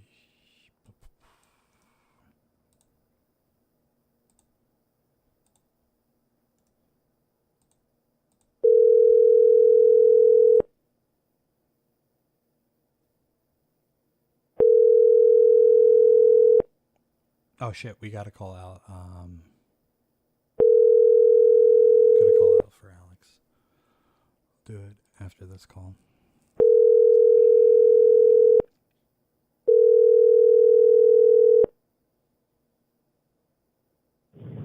This is Jay LaFar, and I am.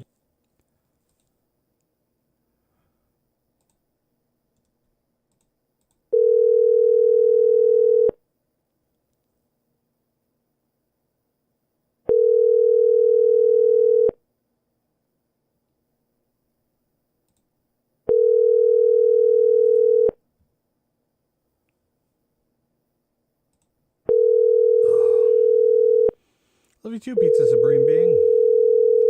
Harry Wingham, just keep posting. This is Jay LaFar, and I am sorry I missed your call. All right, one more time.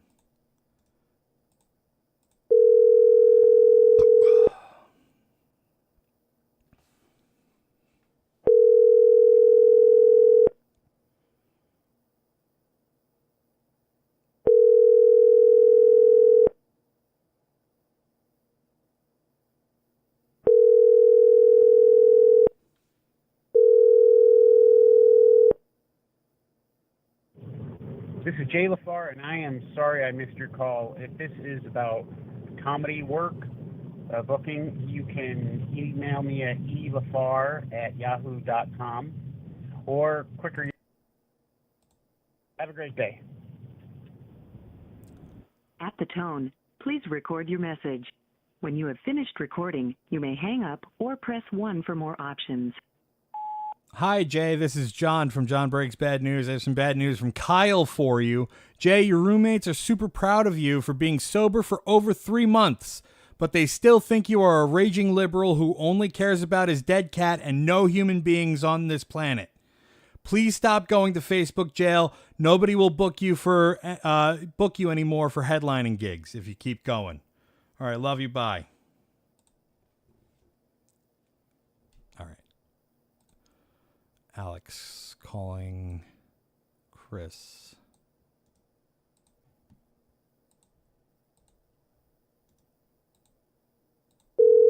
How do I request? Invincible, go to jonbreaksbadnews.com. Morgan! Hi, Chris. This is John from John Breaks Bad News. I have some bad news from the creditor for you. You must be the one who's behind on their payments. I'm the creditor, intergalactic debt collector. I make sure everyone pays what they owe, and I'm willing to erase all of your debt if you can complete a task for me. The task? Get Ron Zacconi's IP address. We need it to track his search history. We hear it's filthy and includes a picture of Walt's big toe in his mouth. Get this done, you pig. Regardless, you can always blame Chris Morgan. Yo, I'm looking forward to this. Morgan, every Thursday when you call, I really look forward to this now. This is John. No, I know who it is. It's Chris Morgan who lives next door to Alex that eats the ants. Listen, let me tell you something. I got a fucking great story for you. Nobody knows about this, man. You're going to love it.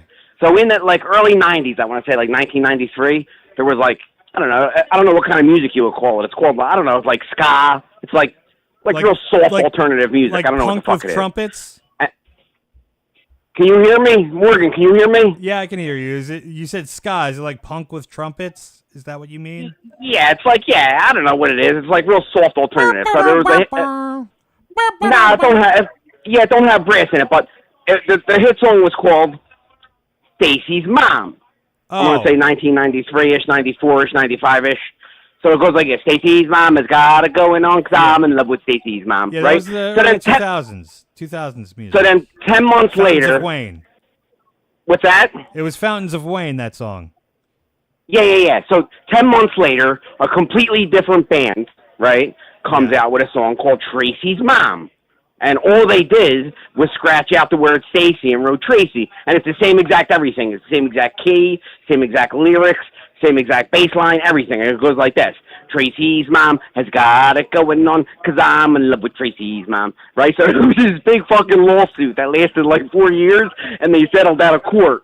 And it was fucking insane, and not that many people know about it. You ever hear about that story? No, I never heard about that story about the Tracy's Mom song. No, you got to, yeah, you got to look it up. It's great, dude. Yo, there was this kid, right, that I went to school with. Yeah. His name is Joseph Kapasi-Watts.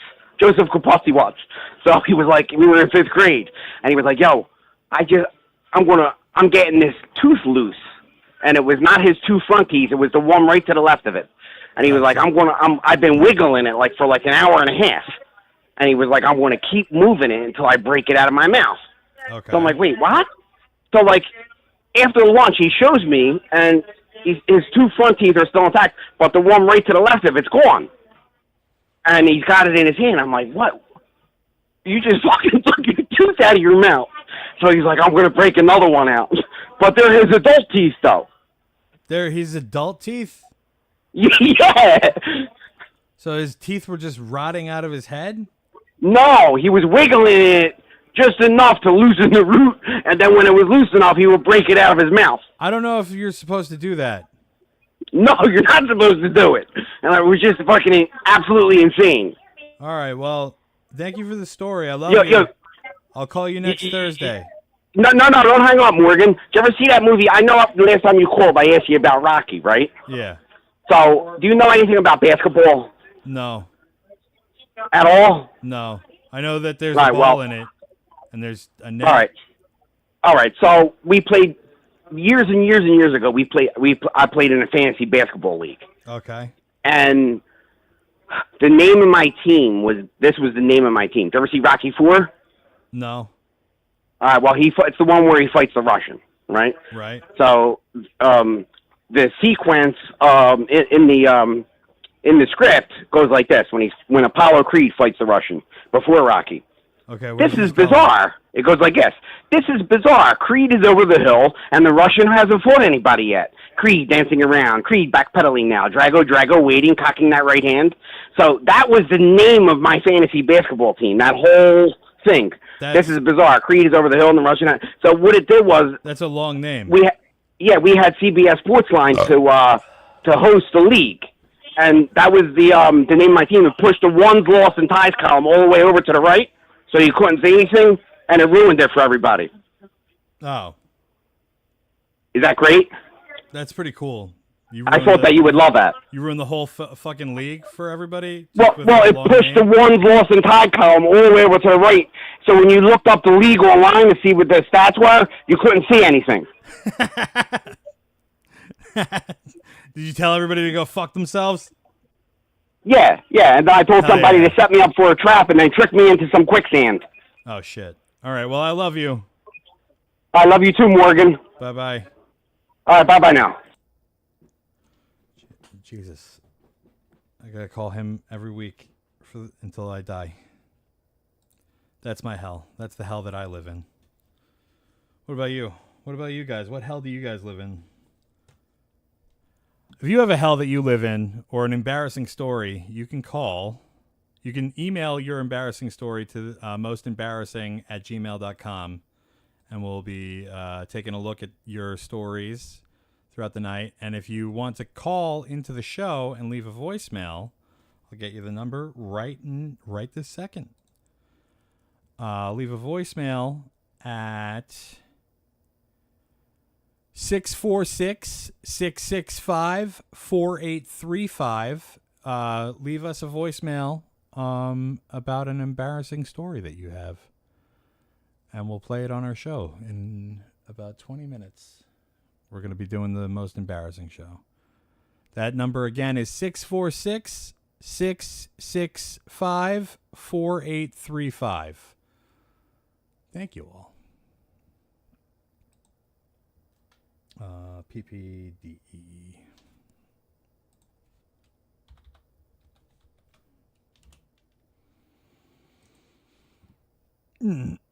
Peter, then we're calling Peter right now.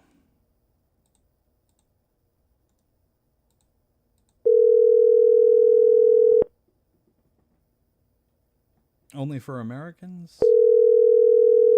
No, the area, the country code for America is 1. Number again.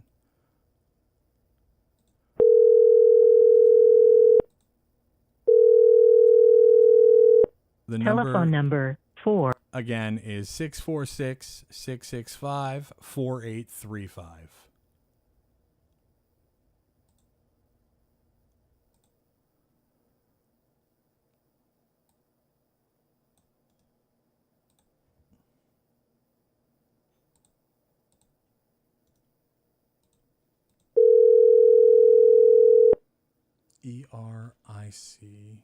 ER1C.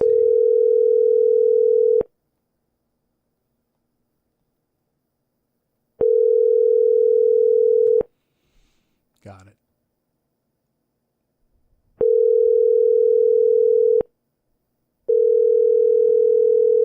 Telephone number 4843.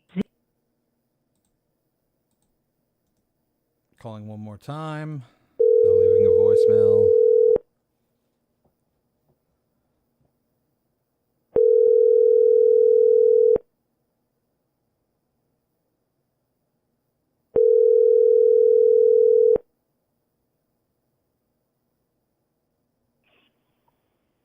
Hello? Hi, Peter?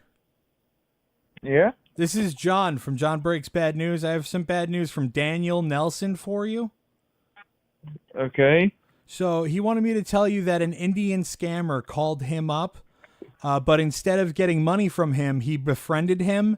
And after multiple phone calls of him checking up on him, he gave him your phone number and name, which he proceeded to call you from the White House to accuse you of being part of the Taliban. He's sorry. He's sorry he didn't know he was going to read off all your family's names and your parents' address. He only gave you. He only gave him your name and phone number, and potentially your dog's name as well. And he thought it was funny, and he was listening to the whole interaction. Please don't be mad at him, and also fuck you, Pete. I love you for saying "fuck you, Pete" to me. Thank you so much. Oh, no problem. I love you too.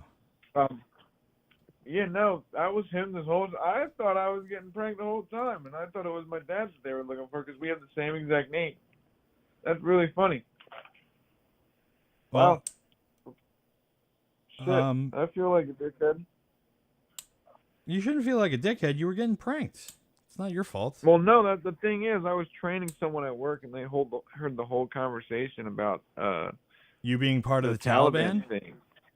Yeah, and he thought it was hysterical, and I thought it was hysterical too. That is very funny. The fact that you were in the middle of something pretty important, and then and then you just instead of hanging up the phone, you just sat there talking about how you're part of the Taliban. That's pretty hilarious. Yeah. Yeah, no, I went with it too because I was really convinced that they were serious. Oh shit! All right. Dan's a dickhead. I love you. I love you too, buddy. Thank you for calling me. You have a great day. You do the same. And yeah, good job. Thank you. Bye bye.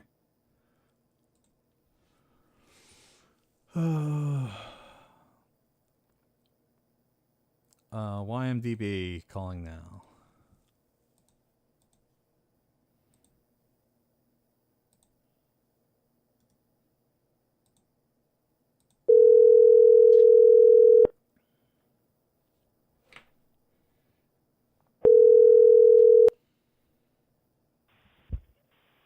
Hello, Paxton. Hello? Hi, Paxton. This is John from John Breaks Bad News. I have some bad news from Adam Smith for you. Yes. He wanted me to tell you that Michael Jordan is and always will be the GOAT. 6 NBA championships, boy. six times the finals thing is, MVP. LeBron James has scored more points than Michael Jordan in less points, or in less shots. 9-time all defense first team, 2 gold medals. LeBron is soft as duck butter and will only ever be known as the James, the king of flops. Your GOAT is a fraud. Your GOAT is not my GOAT. Fraud. I don't give a shit about basketball. What do I look like? You don't. Okay. This is Adam. So let me guess. Adam paid you. Yeah, for Adam this? paid me to call you and tell you this. And I could give a fuck. Of course he did. Well, thanks for the information. You know what I think? I think both Michael Jordan and LeBron are gay. And they kiss. That's what I think. They both kiss each other. Right on the mouth. I'd really like to see that. I bet you would. Thank you for the call. All right, I love you. Yep, love you. Thank you.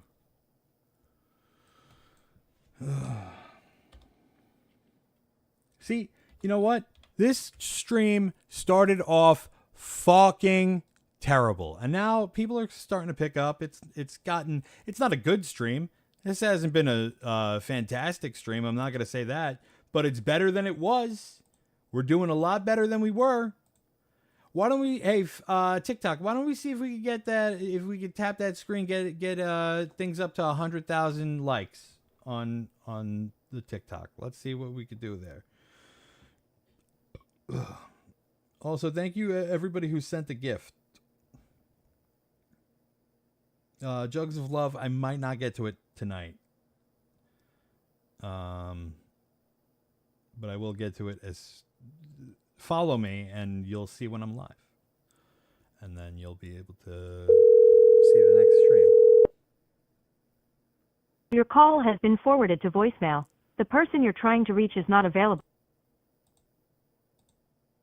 Well, TikTok has the most viewers right now, so I'm being nice to them. Actually, no, they don't. Well, no, yeah, very marginally, but you guys all rule.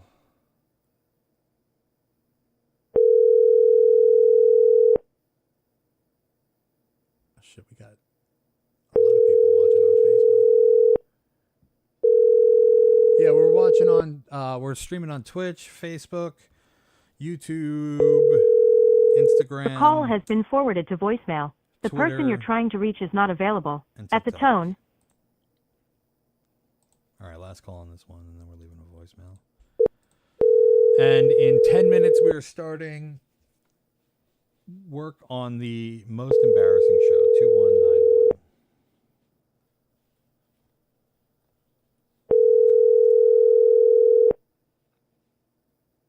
What's your Twitch? The Twitch is John Breaks Bad News. Twitch.tv/John Breaks Bad News. the call has been forwarded to voicemail. The person you're trying to reach is not available. At the tone, please record your message. When you have finished recording, you may hang up. Hi, Jason. This is John from John Breaks Bad News. I have some bad news from Bones and Ra for you. They want me to let you know that you need to stop being such a little biggity bitch about not being able to work remote anymore after several years, and you need to stop crying because you don't want your top to be mad at you for being late for your pegging marathons. Also, you are a cheap fucker and will find any way to mooch off of your brothers when it's convenient for you. Most recently evidenced as when they had to drag you around New York City like a homeless Tanzanian child. Lastly, we recently spoke with little C's, and she says she's pregnant and keeping the twins. Have fun with that pizza. You already gave up the sauce. Love you regardless, Bones and Ra. Bye-bye.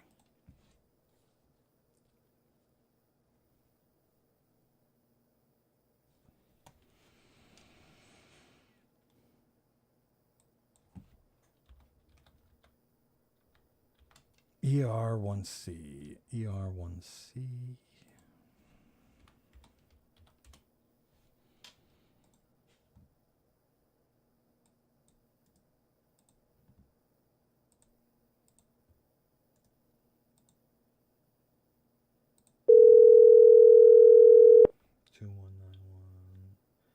SE28 we've done. FTRC we did too. PIZA.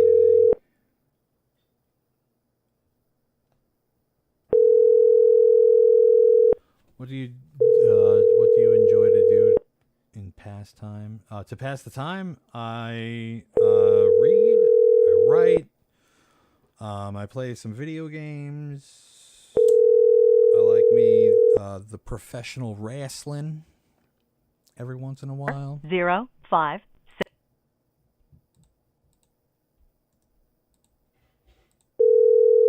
I've gotten into like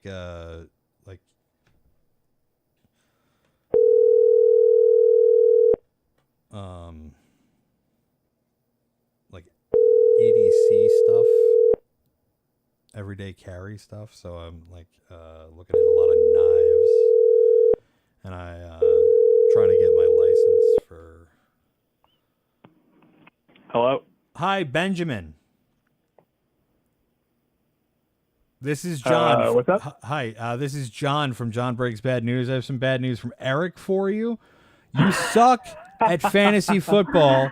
Your coffee skills are trash, and your hair is too long, and you'll never succeed on Rocket League. Number one, I don't think your hair is. I personally don't think your hair is too long. It can get way longer. My hair is very. Yeah, long. I think you have long hair. I believe, I know. Right? I'm just reading what Eric wanted me to read. Right, he wrote me and he wanted me to read this. What about your coffee skills are trash? What What does that mean? I don't know. I must have made this guy bad coffee. Are you like a coffee aficionado? Yeah, I'm a barista. You're a so- barista? I have Yeah, bad that luck is with rough. baristas. I had a bad Okay, call well. with a barista one time, and a lot of people. The crowd is split on whether or not it was a funny call or whether or not I'm a giant piece of shit. And, Well, maybe it's both. I think it might be both. I don't doubt that I'm a giant piece of shit, but that call was legitimately funny. So I don't know. Well, I guess I'll take this constructively and I'll just try to improve. Also, like, who gives a shit about Rocket League? I suck at that game. That's fair. I think that's a valid response. It's easy to play, hard to master. Don't you hate people that say shit like that? Don't you want to just smack them right in their fucking dumb little faces? Easy to play, but hard to master. Fuck you, pieces of shit. Wow. All right, I love you. Okay.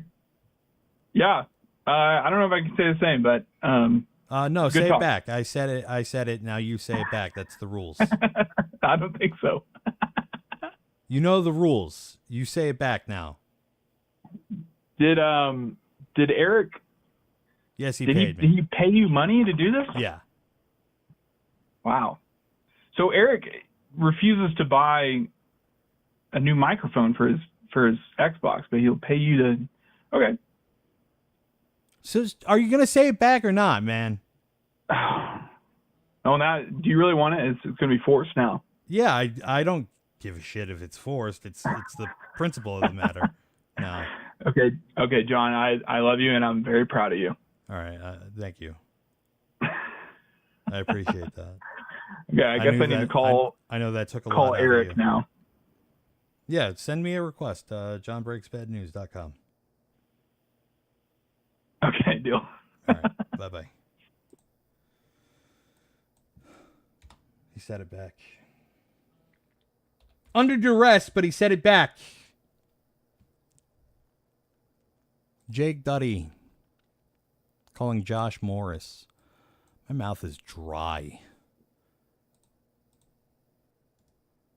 It's dry.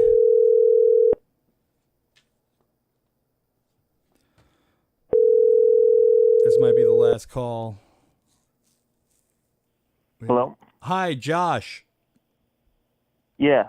Hi, this is John from John Breaks Bad News. I have some bad news from Jake Duddy for you. Oh, yeah? Yeah, he wanted me to let you know that you suck at your job, and the reason that West Reading's borough crew is still struggling to keep up with the workload is you. And he wanted me to let you know that you need to capture Pole E from and place him where Penn Station turns into Penn Avenue. Also, let him know. He wanted me to let you know that you're a piece of shit for confusing Alex Byron for you. Oh, man. This is the worst possible news I could have ever received. I'm sorry, bud. Anyway, Well, I love you, John. I love you too. You beat me to it. Yeah, You know, that makes me feel good. I'm glad I could help. I appreciate it. You have a great day. Yeah, you too, John. I love you again. Love you too. Bye-bye. All right, last call. P-I-Z-A.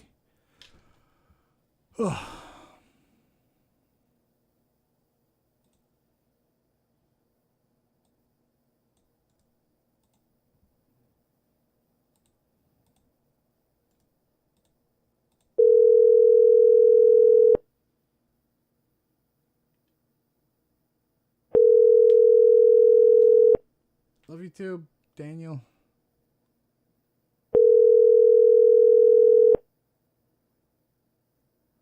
That new 7-Up watermelon strawberry ice cold. Check it out. All right, I'll check it out. Fuck it. Nah, I gotta do another show. Hello, and thank you for calling Pizza Supreme Being. What can I get going for you today? Hi, Mason. This is John from John Breaks Bad News. I have some bad news from Benjamin Roberts for you. Oh, hello. Yes. Are you looking for Mason? Yes. Hold on. I got to go grab him. He's at the counter. Give me 1 second, my man. Thank you.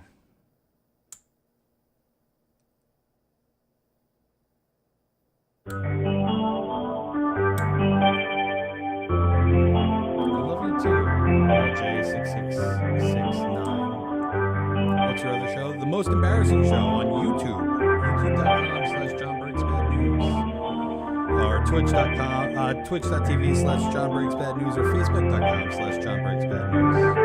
We're going to be talking about some embarrassing things that happened to us in our childhoods and whatnot. Also listening to some embarrassing rap music, and I'll read some embarrassing poetry.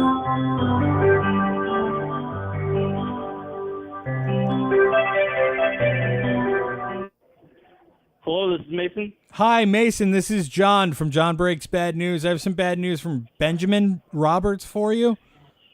Benjamin Roberts? Yeah, you suck at remembering the slice inventory. Please stop selling food that is 86th. And please, please, please just remember our slice inventory. It's not hard. Why do you keep fucking up at your job? What are you doing? You fucking up? Well, I'll tell you what. When you work for someone as stupid as Benjamin Roberts, it's pretty difficult. I get it. I've worked for Just kidding. Hey, thanks for the call, man. dumb fucks before. I love you. All right. No, say it back. Hello? You put me on fucking hold again. All right, I love you. Bye. All right. We got the most embarrassing show coming up in just a few seconds. I'm going to end the TikTok and the Instagram streams, and so join us over on Facebook, YouTube, or Twitch. That's twitch.tv or JBBN show on X is the other way that you could watch it. And we'll be right back. All right, I'm gonna end that. Drink. All right, I'll drink.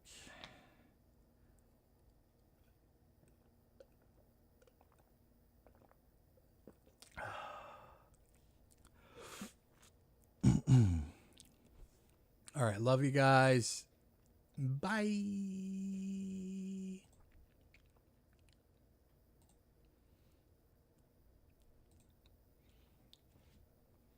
Can I be a mod? Yeah. How do I do that? Here. Add moderator. Confirm. I'll follow you back. Boom. What was the Twitch again? It's John Breaks Bad News. Twitch.tv/JohnBreaksBadNews. Twitch.tv/JohnBreaksBadNews. YouTube.com/JohnBreaksBadNews. Facebook.com/JohnBreaksBadNews. X.com/@JBBNShow. All right, love you. Bye. Oh, wait. No, that's not how I do that. All right, love you guys. Bye.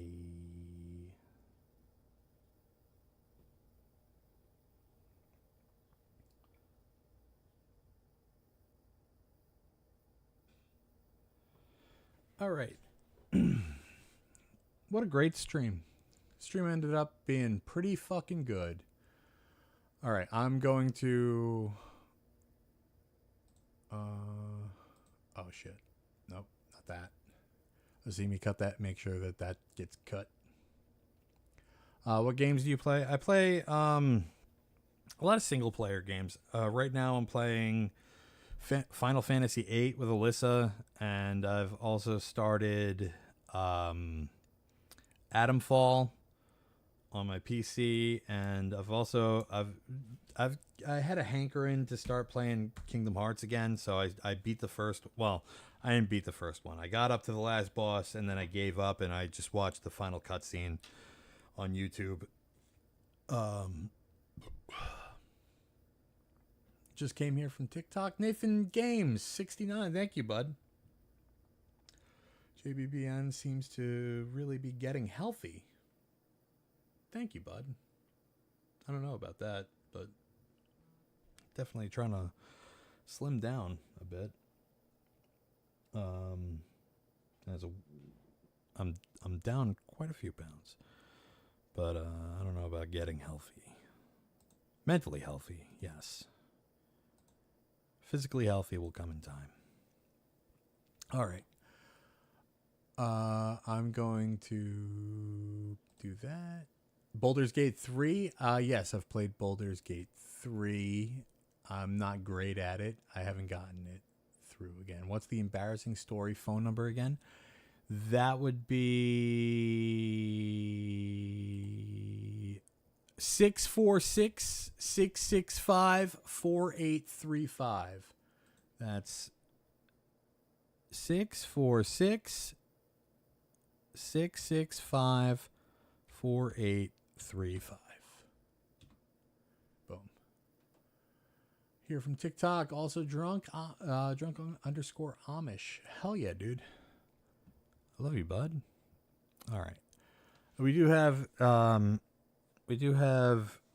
this number under Do Not Disturb at the moment, so we're not taking any callers as of yet, but we might take some callers, like live callers, in a little bit. Oh, we got 451 people in stream. Let me switch some stuff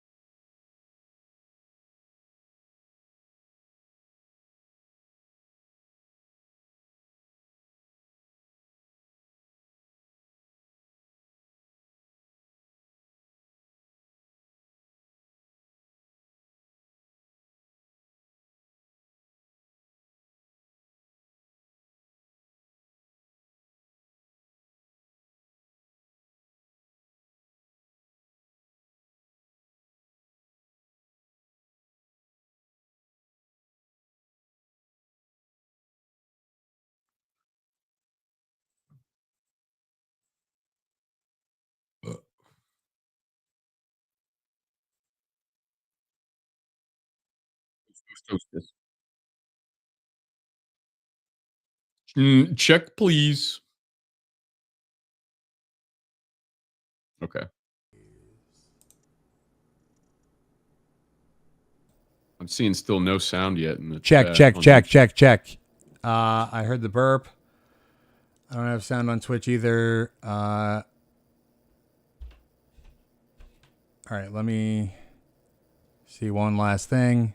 We can hear you. I can hear you, John. A burp. It's working. We hear now. Happy birthday. No sound.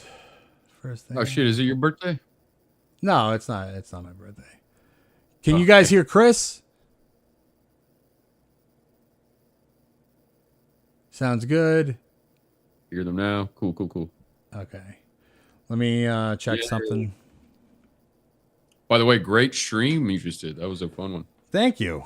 I appreciate it. I only caught the last half, but I enjoyed it. Well, the last half was like basically the entire thing because the rest of it was just like calling dead numbers.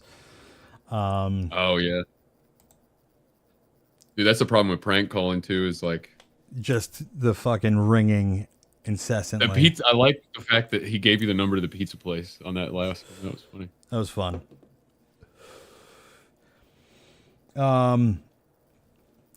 Let me do the let me just. How about that iDubbbz content cop, everybody? Huh? Oh, big guy, big fella. Shit, I don't have. That was the biggest war crime Israel's ever done. I think was Ethan's reaction stream.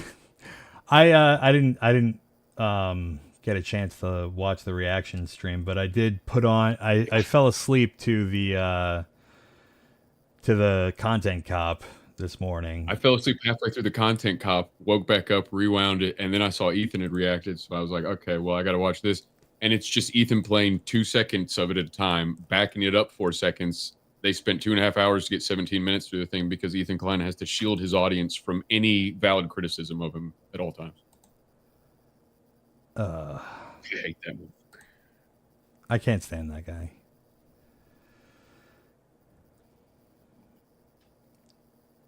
I can't remember where I put the fucking stuff for this show. Saying there's no. Well, I can see the video. So, well, they're saying there's. Yeah. Oh, here we go. Intro song. I don't think they're supposed to be showing us this.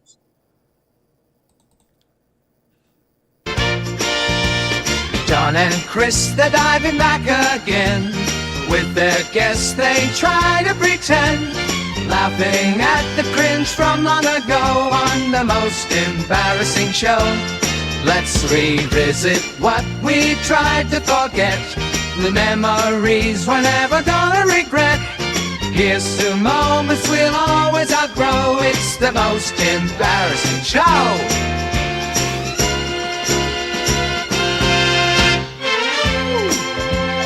Da ba da ba da da ba ba da da da da da ba da ba da da ba ba da ba da da. Welcome to the most embarrassing show. I am John from John Breaks Bad News. I'm joined here by Sir Seat Sitter, Mr. Chris from Abs and a Six Pack. Abs and a Six Pack. Shit my ass. Shitmyass.com. All right. Welcome to the most embarrassing show, the only show where we talk about the most embarrassing things that we've either done or created in our lifetimes. This week we don't have any guests, so it's just going to be stories of yesteryear and possibly some poetry reading. And what do you have for us today, Chris? So we're gonna have to. I'm gonna let you pick because I brought an absolute smorgasbord. I have 5, I think, different school videos that we made for English class. I have 2 different talent show videos. New ones? And I have. We did one last time. I have 2 more talent show. We're gonna have the only because I was going through them and there was one that just made me cringe with my head in my hands. So we'll have to play that one. Yeah, let's do that one today. And I also have from the album Mr. Roan County, I have the first most embarrassing show we did before ever episode 1, I think it was 0.4. I was playing some of my music and I said, "Oh, if you think that's bad, I did an hour-long song that's on this album." And you said, "Why?" So I brought that hour-long song, and you can needle drop through that. It's on SoundCloud if you would like. I have plenty. We're not going to get to it all, but I'm just going to throw some things at you and see what sticks. You can pick. Okay, sounds good. Do you want to send me the thing that made you put your head in your hands on Discord? Yeah, we'll start with that. Yeah, let's start with something juicy, and then I'll tell a quick story. And then we'll go from there. Why don't you tell the story while I make sure I have the right. Sure. So I when I was in high school, we had I had a gym class, like high schoolers typically do. And one of the gym classes that I went to, we were doing like some running on the treadmill. And I was trying to keep up with my friend, and I've always been like a pretty like non-coordinated guy. You know what I mean? I've always been somebody who's like who's a little bit, I was a husky kid, and I wasn't exactly like doing gymnastics. And I was trying to keep up with my very athletic friend who was running very fast, and I started bumping up the treadmill speed, and I lost my footing, and my gym shorts whipped out from underneath me, and I was running pantsless, and then I fell and got slammed against the back wall by the treadmill. Just firing me off into space, basically. So It's like a Tuesday for me. Classic America's Funniest Home Videos moment. Yeah, exactly. But I was wearing like gray beige-ish underwear, and everybody was like, "He has no penis." That was probably the worst part of it. Yeah, that'll do it. That's no, I wasn't bare-assed. But I was in my skivvies. Did you do the classic "I meant to do that" thing? No, I just I swore up and down. I pulled my gym shorts back on, and I swore up and down that I was wearing underwear, and people were like, "No, you weren't. You have no penis." And that was that was one of the worst things that I remember ever happening to me. Well, if you think you can top that story, or if you just have a story that doesn't top that, give us a call. What was there's a great number. I was trying to find the screenshot. I shouldn't have even brought it up if I don't have it, but there was something, it ended in like, it was like something goon is the last 4 letters, I think, if you want to call.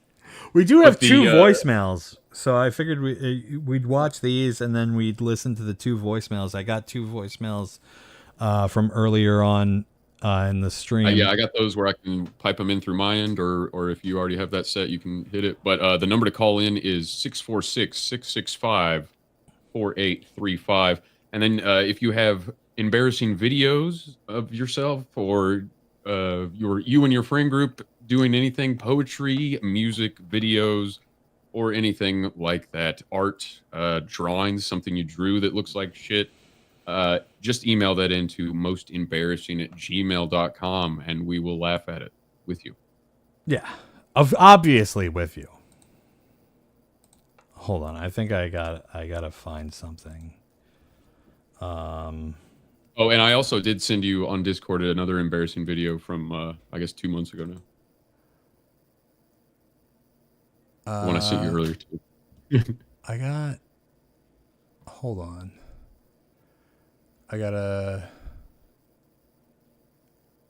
Here we go. Properties. Boom. Control room. Copy solo link.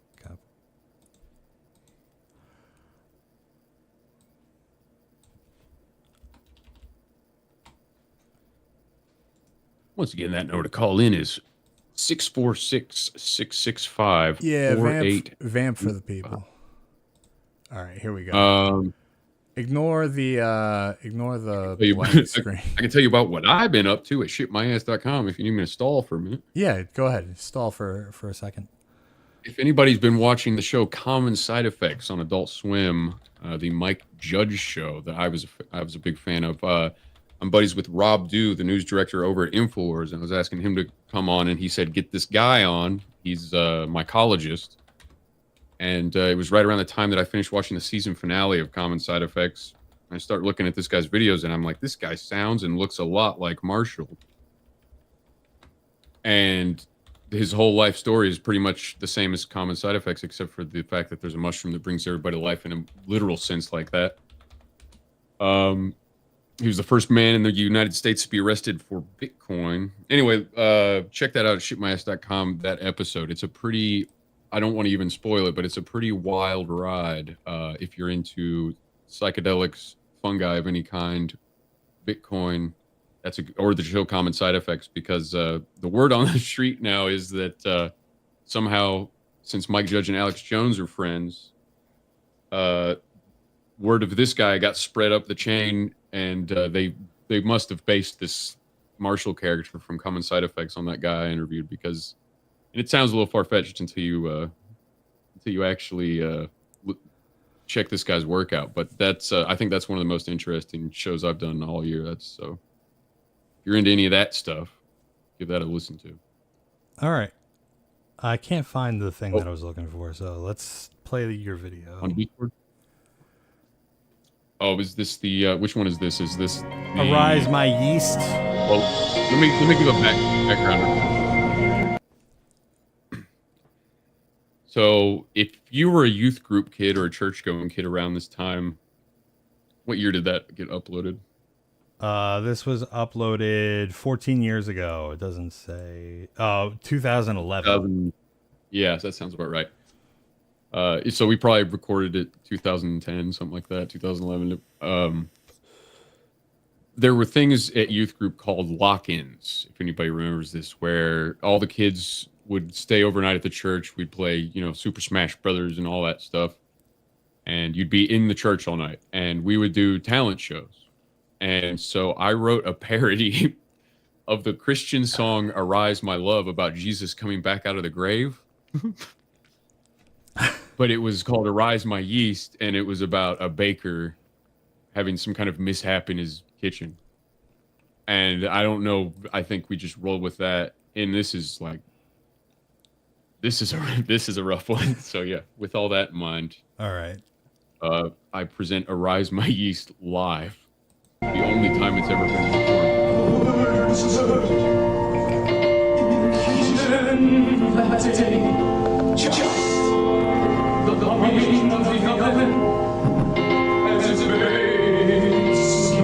I like how it just says God in the top.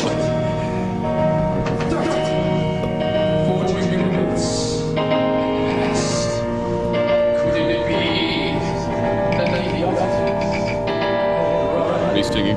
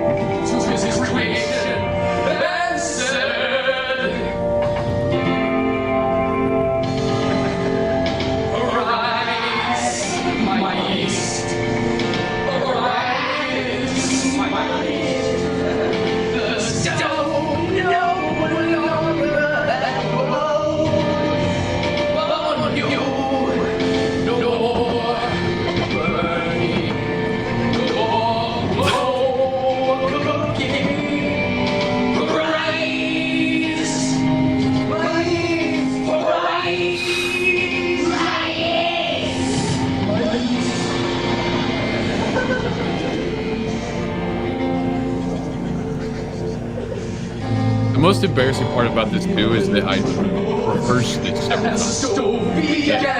I wrote it that morning and rehearsed it like all day. All day? I mean, for hours.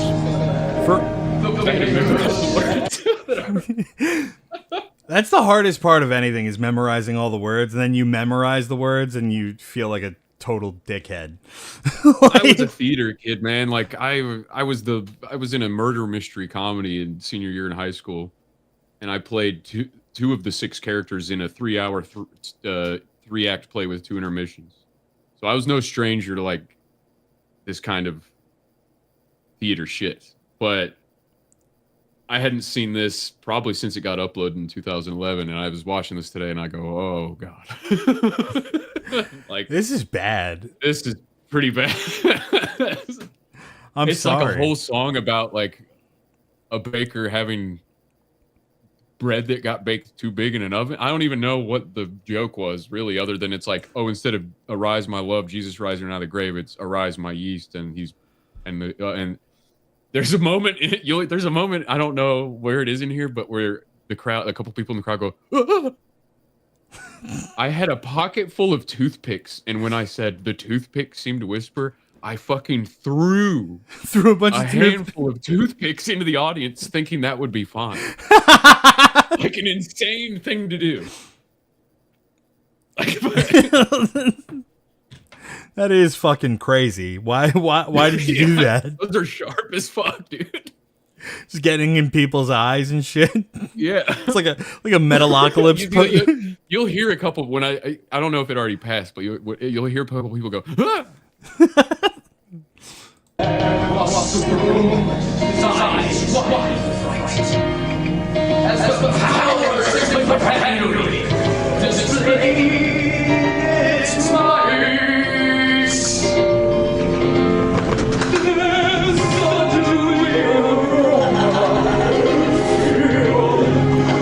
How did you get other people involved in this? The same way I got I mean, both of these guys were in my MTW videos, so it's like the same fucking crew of church kids. It's like, dude, I mean, the shit that I did before I ever smoked or drank was crazier than anything I would ever do now. For the most part, obviously. For the most part. Especially when it comes to legal things. If we have time for it tonight, I'll show you a video of me publicly urinating in a graveyard. We're definitely going to have time for it tonight. Okay.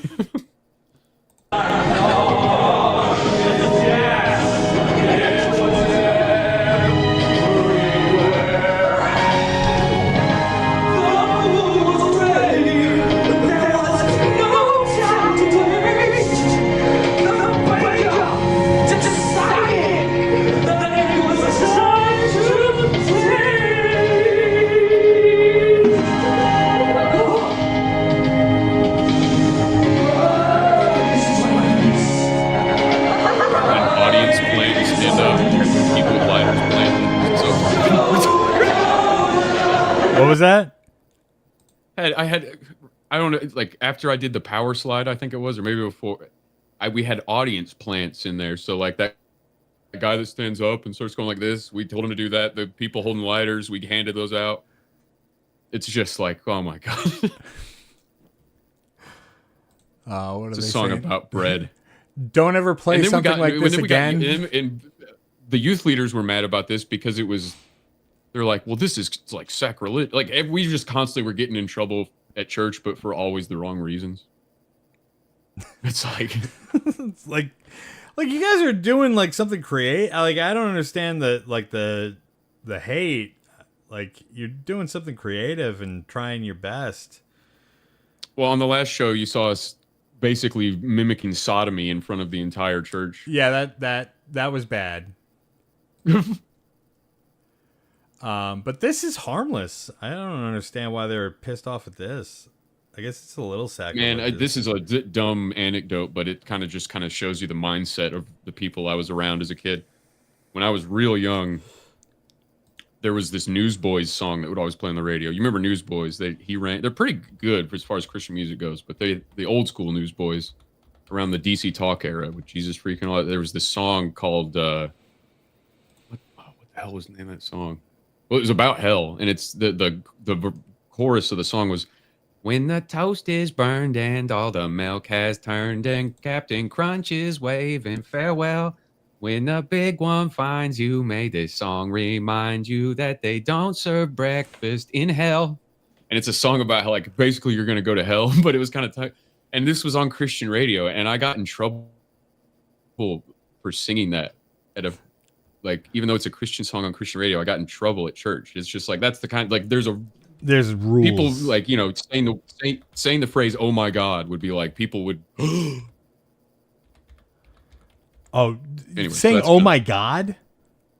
Oh, yeah, you can't, that's taking the Lord's name in vain, bro. Can't do That's that. crazy.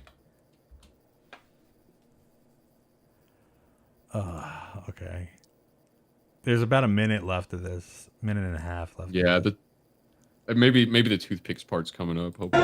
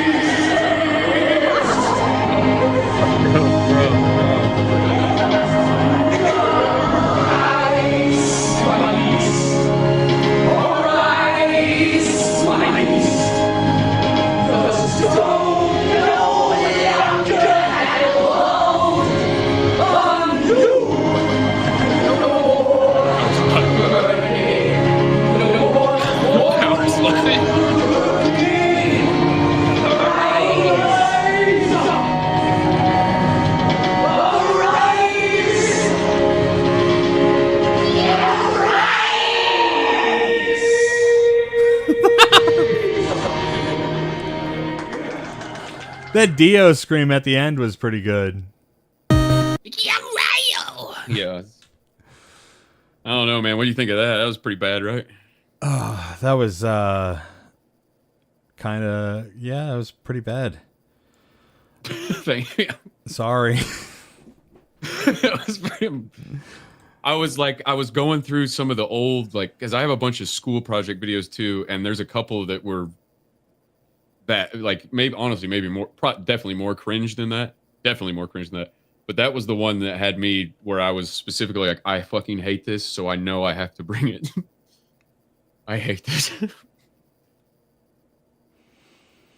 You ever lose a fight before? You ever like really like just fucking get your like fucking... an argument? No. Like a physical fight? You ever just like get laid out? Just have have your fucking head punched in, like real bad. I'm a pacifist. Like, I'm an antagonist, but a pacifist. So yeah, I'll bring somebody right up to the edge, but I'll never swing back because most people are bigger than me. Like, I'm not a big fighting guy. I'm not good at fighting. I'm not a fighter, but I also I am an antagonist.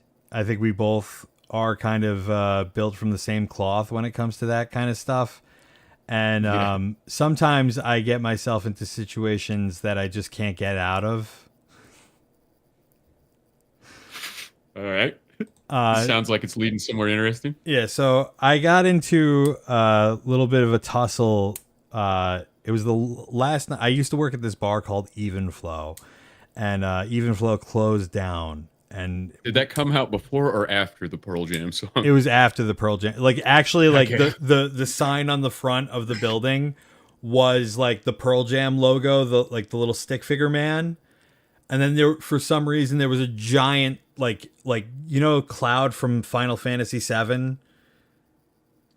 Yes, played by Nicolas Cage in the movie, I think. The big sword that he had was just sticking out of the fucking wall for no reason. I like nobody could figure out like what the sword was about, and it was all lit up with like was it like a shitty sword in lighting. the stone situation where if you pull it out, you become Cloud? No, it was just like a mock-up piece of shit, like fake sword stuck in the wall, and like it was all like illuminated.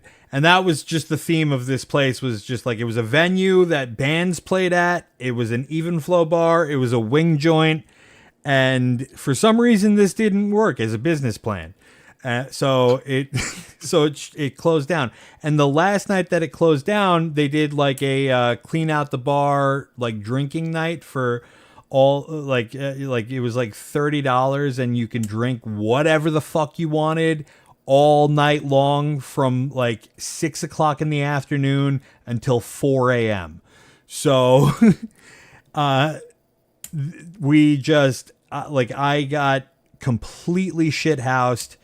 And one of the girls that worked there, this lady Colleen, she started making out with this guy, and Colleen was a friend of mine.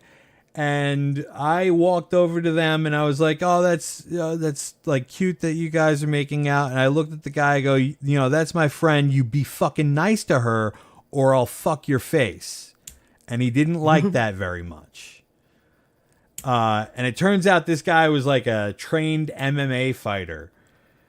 Oh, jeez. So he got up and he got in my face, and I was like, "Look, man, I'm just saying, be nice to my friend, or, you know, like I'm gonna have something to say about it. I'm gonna fuck your face." And I said it again, and he was like, "Okay, just watch what happens." So I turn around and I go to the bar where my friend is standing, and my friend Charlie was like a fucking psychopath. He was like the one guy that you could truly rely on if shit was about to go down, to have your back. And I go to him, I go, "Listen, it looks like this guy's going to try to beat me up, and I think he's got his brother with him. So like, can you just get my back?" And he was like, "Yeah, absolutely. No problem." So I go to walk outside the back of the bar and this was in the dead of February. There was like snow all over the ground, and like the whole place was like just completely like it had been plowed, and like there was a giant pile of snow, but like and then it had snowed that night, so there was still snow on the ground, and it was all compacted because people had been stomping around in the back of the bar for like hours at that point. And so I went out back. I went out, slip and slide situation. Yeah, very slippery. So I step out into the back to like light a cigarette, and I pull my cigarettes out of my pocket. I put it in my mouth and I light it, and the guy just fucking shoves me from behind into the parking lot, and I jump off the stairs and I land on my feet, and I start sliding, and I turn as I'm sliding, I like try to turn around to see the guy, and he's already punching. So he's like punching me in the face as I'm turning around, and I'm like, all right. And I put my fucking hands up, and the brother comes out, and he starts trying to attack me, but Charlie runs and grabs the brother and starts beating him, like fighting with him. And I'm like, hopefully the brother is a bad fighter and Charlie can just beat him up, and then the two of us can handle this while I just like try to hold this guy off for as long as I possibly can. And he's just fucking wailing at me really fucking hard. Like, I've never felt somebody punch as hard as like a trained MMA fighter before. So I have my hands up against my face like this, and I go to look above my face, and he just cracks me right in the fucking nose, and then cracks me in the eye, and then cracks me in the jaw, and I drop my hands which was stupid because you're not supposed to do that in a fight. I found out later that you're not supposed to put your hands Feels down. like you might have found that out immediately. I did find that out immediately. And he just he probably hit me like 2 or 3 more times before I was unconscious on my feet. And then I looked I was out for like a second, and then I looked up and he was just like on top of me and doing that fucking pounding, that fist pounding thing right on my face. And then I was asleep. Fuck. And I woke How up. long later did you wake up?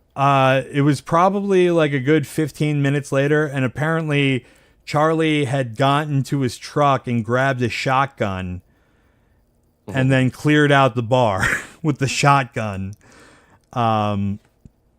And everybody like ran out, and I got woken up by my friend Dave, and he was like, "Are you like, what happened?" And my face was just all swollen, and I was like, I got beat up.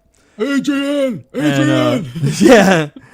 And I just I ended up getting home and like didn't go to the doctor or anything, but I was clearly concussed. And that was probably one of the most embarrassing moments of my life, was just putting my foot in my mouth so hard that my face ended up like a road pizza. I got one that might top that. That's got me thinking about, because I've really never been in a fight, and I've never fought back and I've only had 2 people try to fight me, and it's like I didn't get a chance to throw a single punch. Yeah. So I didn't fight back either. You ever heard of Bonnaroo? Yeah, Bonnaroo. That's like a music festival, right?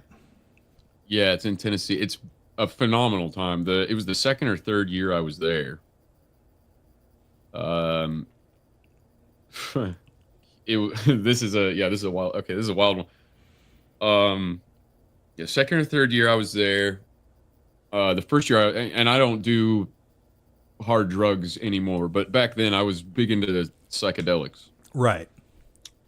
And the first year I was there, I mean, we were just popping penis in me mushroom chocolates like they were candy, and magical things happen at Bonnaroo in a way that it's hard to explain or make people understand, but psychedelics kind of have a way of also doing this too. But when you have 80 to 100,000 people and half of them at least are on psychedelics, yeah, things can get a little strange. Yes. And usually in a good way. But I mean, there were things that would happen the first, second, third. Every year I've been there, stuff like this would happen. Like I was looking all over for one of the faculty members of the college at the time, trying to meet up with him. We were both on mushrooms. We couldn't find each other. Both of our phones died before we could ever find each other. So I finally just gave up looking for this motherfucker. And I'm standing in line for a lemonade. There's probably 20, 30, 40 lemonade stands in this place. And I'm standing in line, and I hear the dude, John, talking, but I'm like, well, I keep thinking I'm hearing him talking this whole time. I'm on mushrooms, so I just ignore it. Because I'm looking for a guy, so everybody's voice sounds like this guy. And finally, I turn around, and we look at each other. He was directly standing in line behind me for like 10 minutes, and we didn't even know it. Out of like 80,000 people. And it's not like we were trying to meet at a lemonade stand. Or like at J. Cole, another year, I'm looking for...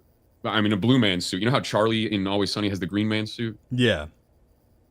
I'm in a blue man suit. I'm looking all over, waving around, trying to find my buddies at this crowd. As soon as I give up looking for them, I turn over. It's like we made eye contact at the same time. It's like, holy shit, you're right next to me in this huge fucking crowd. So it's like shit like that. And I don't know. I mean, I'm sure it's all coincidence unless you're like a hippy dippy weirdo like me. But all that to say, I had bought some Timothy Leary LSD, like a fucking... What does that mean? Sheet of it. I mean, this is way Timothy Leary LSD? It's got his face on the tab. Oh, okay. It's just got Leary's face on each tab. And the shit was pretty weak. I don't know if it got like heat damaged in the mail or whatever by the time it got to me. But I mean, I had been popping like 5-10 tabs and just tripping pretty mellow. So I'm kind of used to that. And I'm at Bonnaroo and somebody gives me this SpongeBob acid. They're like, I would just take one. And I was like, yeah, I mean, I'm experienced. I fucking took 2 tabs of SpongeBob acid. It was like one tab had SpongeBob's face on it. One tab had Patrick's face on it. Pop them both. And, you know, see a couple shows. About an hour and a half later, I see,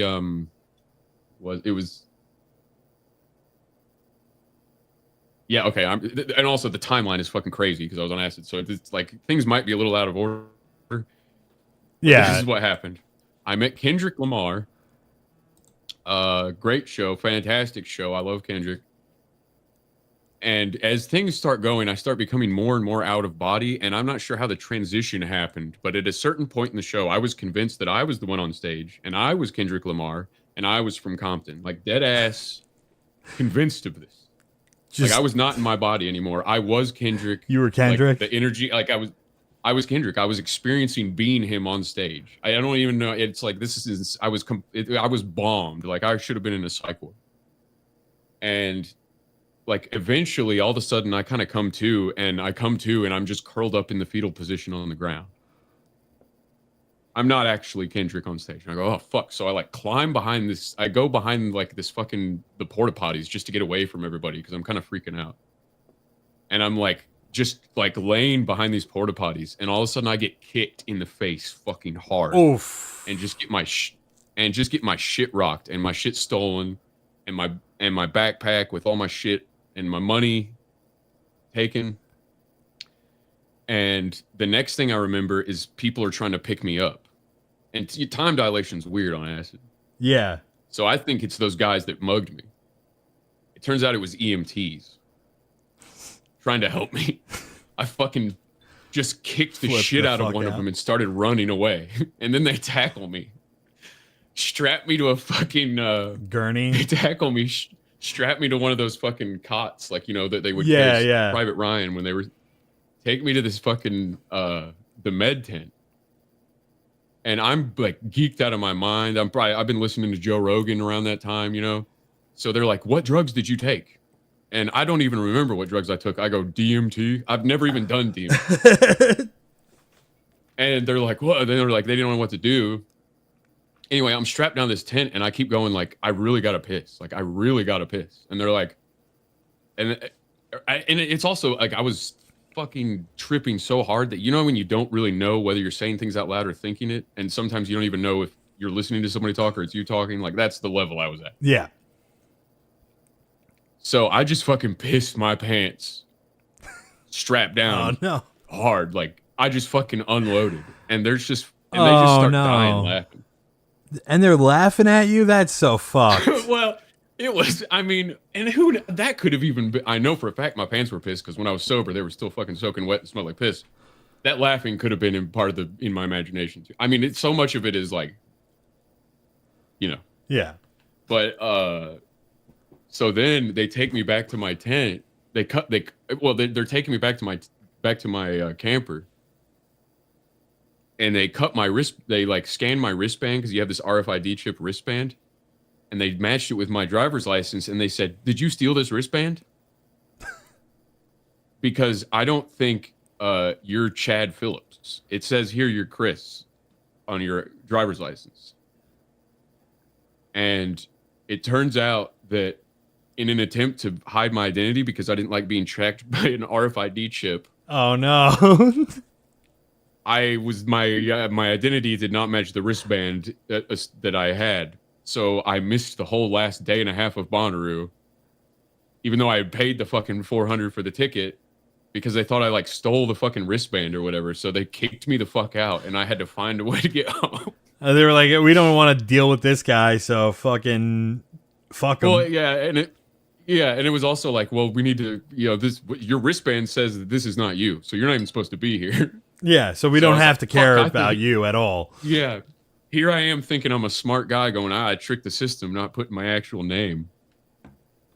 And it fucked me. But anyway, that was a pretty fucking, that was going home with my tail between my legs. Yeah, that kind of sucks. a moment there. That was a rough one. That really that does sound like it fucking blows. That was really bad. God, getting kicked in the face is probably the worst thing to have happen to you. And I'd been going to Bonnaroo for a physically? while, man. They fucked it when they started bringing DJs and EDM and shit like that in. 'Cause Yeah, when 'cause it it was all brought like in, the like- variety shit. Yeah, it was like a hippy dippy crowd, and then it became like a bunch of like cokeheads and Molly people and criminals that started coming, and that was because getting mugged was kind of unheard of in my experience at Bonnaroo until then. So we got. Was that the only time that you've ever been like mugged before? Yeah, I mean that's the only time I've ever been even punched or kicked in the face. Damn. I've been hit in the face a lot. I might have deserved it more than that, but that was the only time it happened. We got an email. Do you want to do like an email and then we'll do another video? Just do an email and some voicemails, or do you want to do? Do you want to maybe break an it? email and a voicemail or something? Yeah. Okay. So this, I'm not going to read this guy's name because it's it's embarrassing. But he writes, "Hello, John. I have a few embarrassing moments of me pooping myself and stepping in God shit when I was a kid. A dog shit. I'm assuming that's what he meant. The most embarrassing moment, though, was when I was on a school bus going to football camp.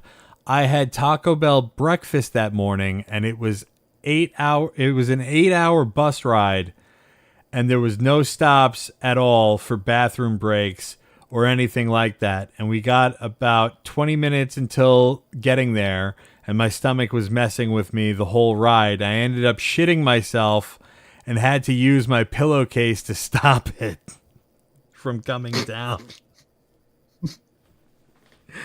Oh, this guy's got a phone number, and I think we should call him. You want to call him? Okay. Yeah, fuck it. Let's do it. All right.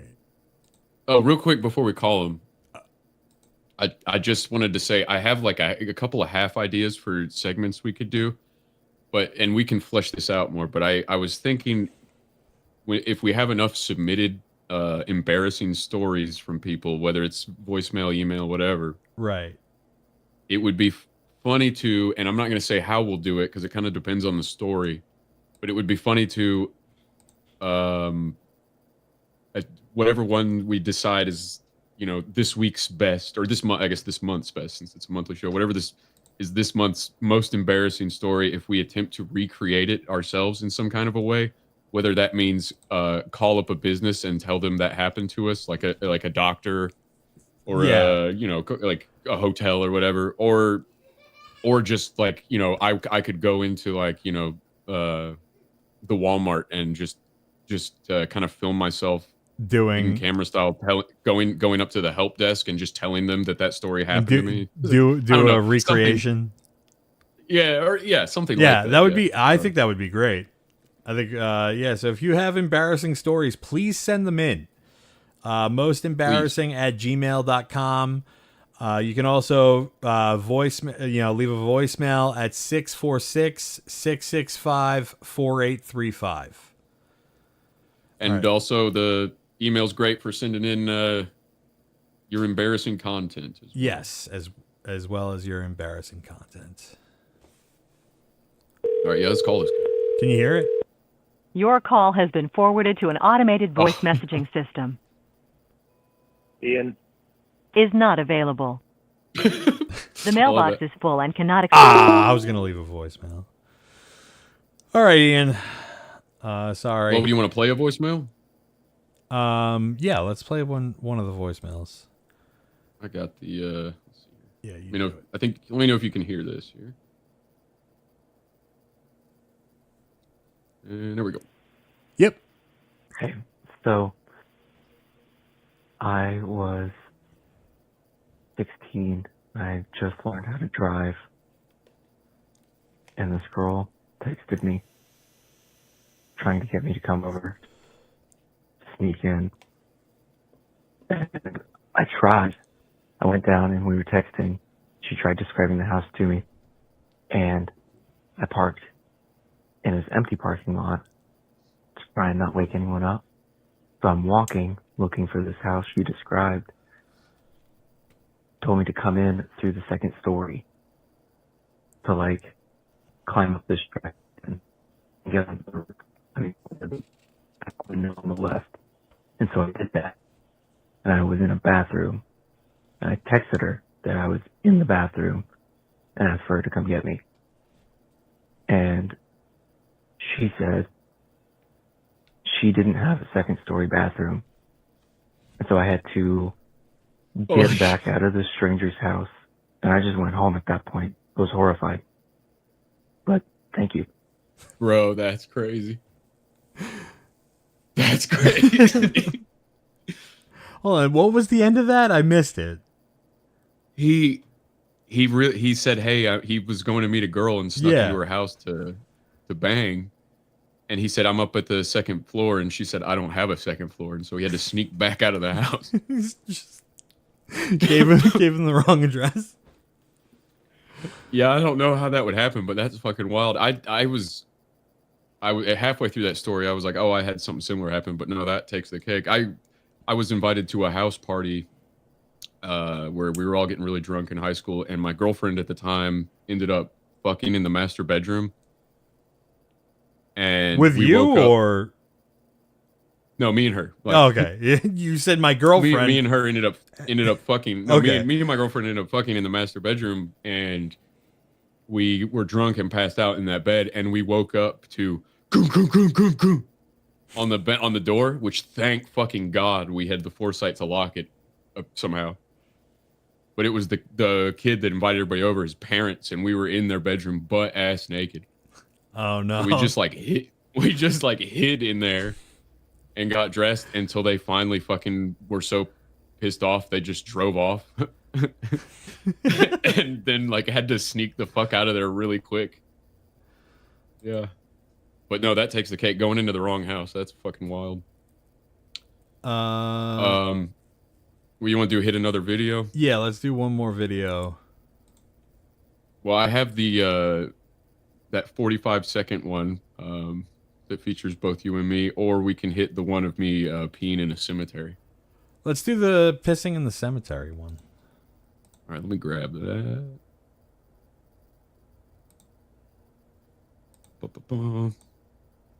Oh, and in the same vein as that Arise My Yeast one, I have me and my friends dressing up as Oompa Loompa and just fully recreating the Oompa Loompa dances to the music, which is kind of even worse than that Arise My Yeast one. But I don't know how interesting it is. It might be it's cringe, but it also might be kind of like I don't want to watch this whole thing.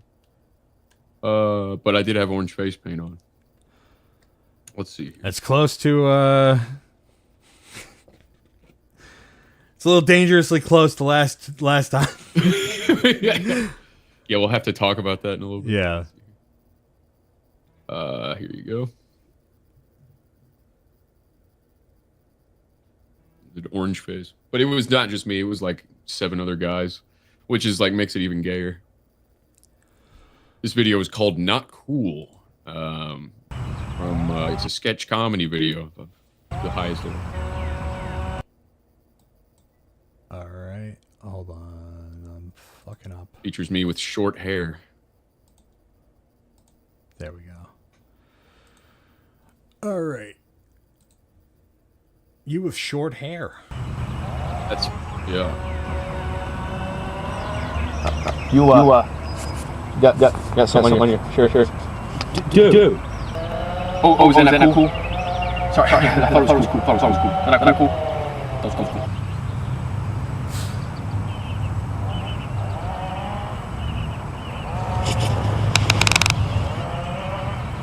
I'm sure that guy weed eating was having a great time watching. What the fuck? Yeah.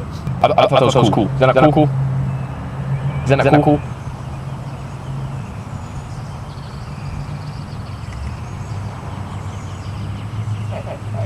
Hey! Dude! Is that not cool? thought it was cool. Is that not cool? I thought it was cool. Is that not cool? Hey, can you watch me drink?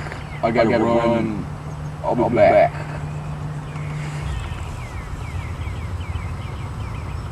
Wait, he's walking there.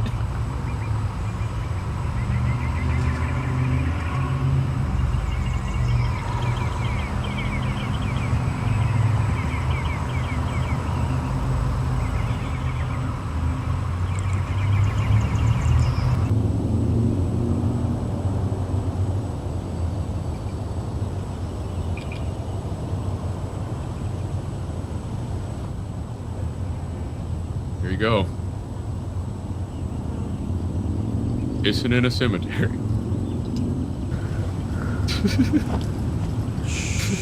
Somebody said that the YouTube video is echoing. I should have fixed that. Dude.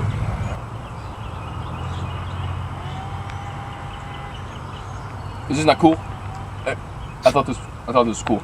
I did fill up that Snapple bottle with a good amount of piss from a range.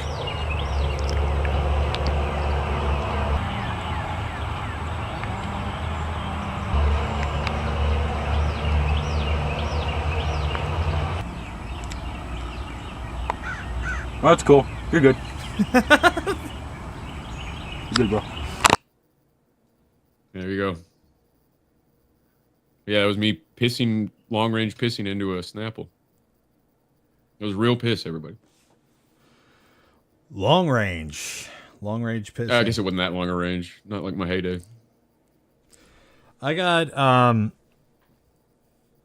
you ever really destroy somebody else's property by accident? Like, you get fucked up and then you just start fucking vomiting all over the place.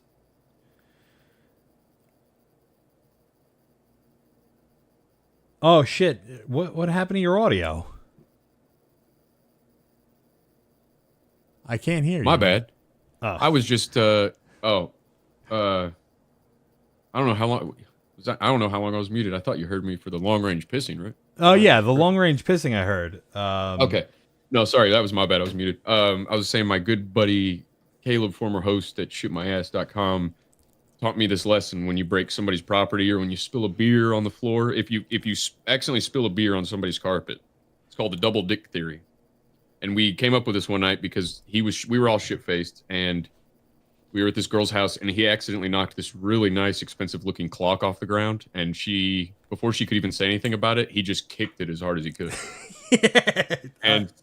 And so so we was like, this is the double dick theory. Like, if you do something, even if whether it's on accident or on purpose, but especially if it's on accident, you do something even worse right away so that they can't even get mad at the first thing anymore. And it kind of cancels it out. So like, if you spill a beer on somebody's floor, on their carpet, just immediately open another beer and just look at them in the eyes while you dump another one straight out. So anyway, the long way to answer, that's kind of what the tact I take when I accidentally destroy somebody else's property. So, not that long ago, probably less than a year ago, I don't know if I've told this story before, but I was at my buddy Matt's house. He's the drummer of my band Dire Descent, and he had just gotten promoted to like the store manager at the guitar center that he works at. So now he's like head honcho running the place. And he wanted everybody to come over and have a couple of drinks. So I went over there and I had two packs of Voodoo Ranger, the most high octane Voodoo Rangers I could possibly find. And I was like 9.9%? Yeah, the 9.9%, 11%. And I just was crushing them as fast as I possibly could. And I got way too fucked up. And I was the last one there, and they were like, okay, you're not going home. And I was like, I could get home. And they were like, no, you definitely cannot get home. And they took my keys, and they were like, we're going to put you in bed. And they set me up on their couch. And as soon as they left the room and I laid down, the entire world was spinning in a way that I've never experienced before in my entire life. So I immediately got up and headed to the bathroom and made it to the bathroom door and just destroyed their fucking bathroom in their apartment. And they got up and they were like, "Are you okay?" And I was like, "No, I need to go home." And I was like, and they were like, "Well, you can't go home." And I was like, "You got to take me home." And they were like, "Okay, we'll take you home." So they brought me, like, I knocked over a lamp. I fucking just was destroying everything in their apartment on the way out. And they were like, "God damn it, John, you need to fucking chill the fuck out." So they get me in the car and they're like, "Okay, we're going to take you home, but you need to fucking relax. You can't be acting crazy like you are right now." And I'm like, "Okay." And they live about 25 minutes away from where I live. So it's like a bit of a ride on the highway. So they get on the highway and like I'm cool for a few minutes on the highway, and then like everything starts like just flipping around, like the world's spinning again. And I'm like, "All right, fuck, I'm gonna fucking uke." And I pull my shirt up over my face and I start vomiting into my shirt.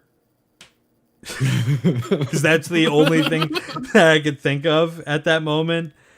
And then my buddy Matt is like realizes what's happening because he could smell it. So he starts vomiting, and he starts vomiting right onto the floor of the car. Oh my God. And then I finally realized that I could roll down the window, and I start trying to puke out the window, but then I just end up puking down the side of the door. And like Kara, her poor car just is completely annihilated. So they pull over on the side of the road, and I'm just like puking on the side of the road. And my buddy Matt storms over to me. He's like, "You gotta fucking stop it. You gotta hold it together." And he rips my shirt off and he throws it into the woods. And I'm like, "Well, now I don't have anything to puke in." And he's like, "You're not going to puke anymore." So they finally get me home, and I take my pants off in their car because I'm now my pants are covered in vomit. And so I take my pants off in the car, and I still had my boots on, and I just throw them in the garbage on my way into the house. And Alyssa meets us outside, and she's like, "What's going on?" And I try to give her a hug, and she's like, "No, you fucking don't." And she's like, "Get in the fucking house." Was this last week or? This was literally like 8 months ago. Probably. Okay, so not that long. Yeah, not that long ago. And she's like, "Get in the fucking house and get in the shower." So I got in the shower, and then I went to bed. And that was, but I woke up the next morning. I felt like death, and I Venmo'd Kara like a couple $100 to get her fucking car detailed. And I was like, "I'm so sorry. I feel so bad." Oh man. And that's the worst I've ever destroyed somebody else's property while getting fucked up. I'm trying to think. Like I'm trying to think if I ever like destroyed anybody's property, but that did make me think of one thing. That same night that Caleb knocked the clock off the wall and kicked the clock, we were at these two girls' houses. These two girls were roommates, and we were over at their house, and we were playing apples to apples with them, and we were already shit faced when we decided to get all the liquor in the house and all the like juice in the house and poured it into this giant punch bowl, and just were drinking it like way more than the two of them were. And that was about an hour later. The clock got knocked off the wall and was kicked. I think his shoe wound up in the rain the next morning in the middle of the street somehow outside, like full of rain. But we're playing apples to apples, and all of a sudden, almost as if I had just scarfed down Taco Bell for a week and had held in my shit, all of a sudden I was like, I gotta go to the bathroom. So I like hold my stomach. I'm holding my stomach. I'm drunk as I'm like black. I'm not so blackout that I don't remember this happening, but I'm drunk Getting enough close. to where I should have been arrested, even though I wasn't driving or doing anything illegal. And I Just get so I get drunk to the that being in bathroom. public It is a wasn't even- crime. Yeah, well, drunk inside of a house. I was that drunk where it's like I shouldn't be legal. From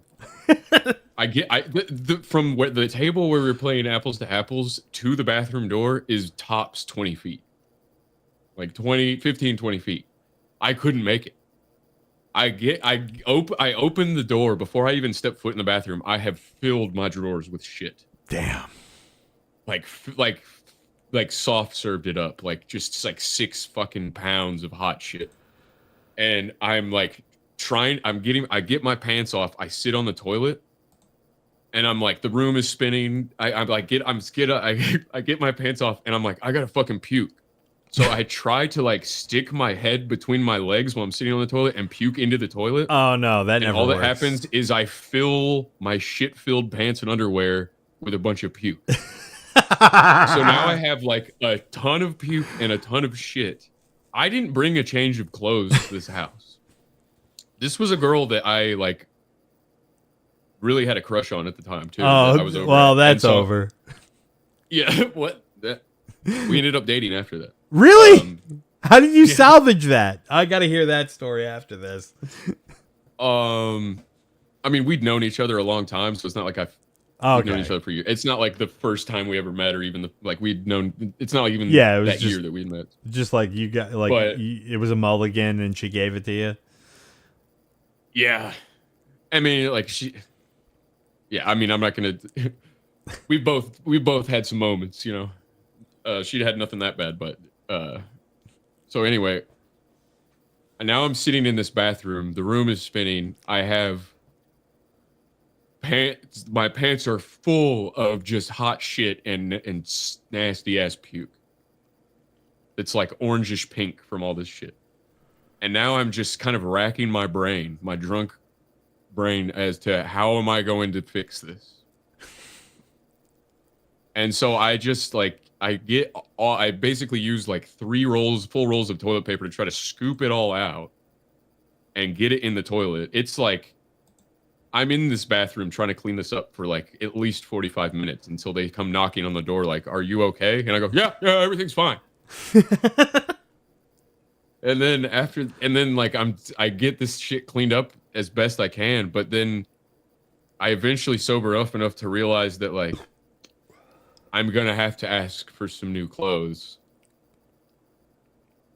So I just kind of poke my head out the door and go, "Hey, you got an extra pair of jeans?" And I don't think they did, so I ended up wearing her pajama pants or something. We ended up partying late into the night, but I think I just I don't exactly remember how that got resolved, but if I'm really like, I hope this isn't true, but basically what probably happened is those two girls ended up probably cleaning up the fucking bathroom for me while I was passed the fuck out on the floor. That'll do it. Oh, that's terrible. Yeah, that's terrible, dude. Yeah, that's a rough one. Yeah, that getting fucked up. Like I have a couple of really embarrassing stories where you get fucked up and just like.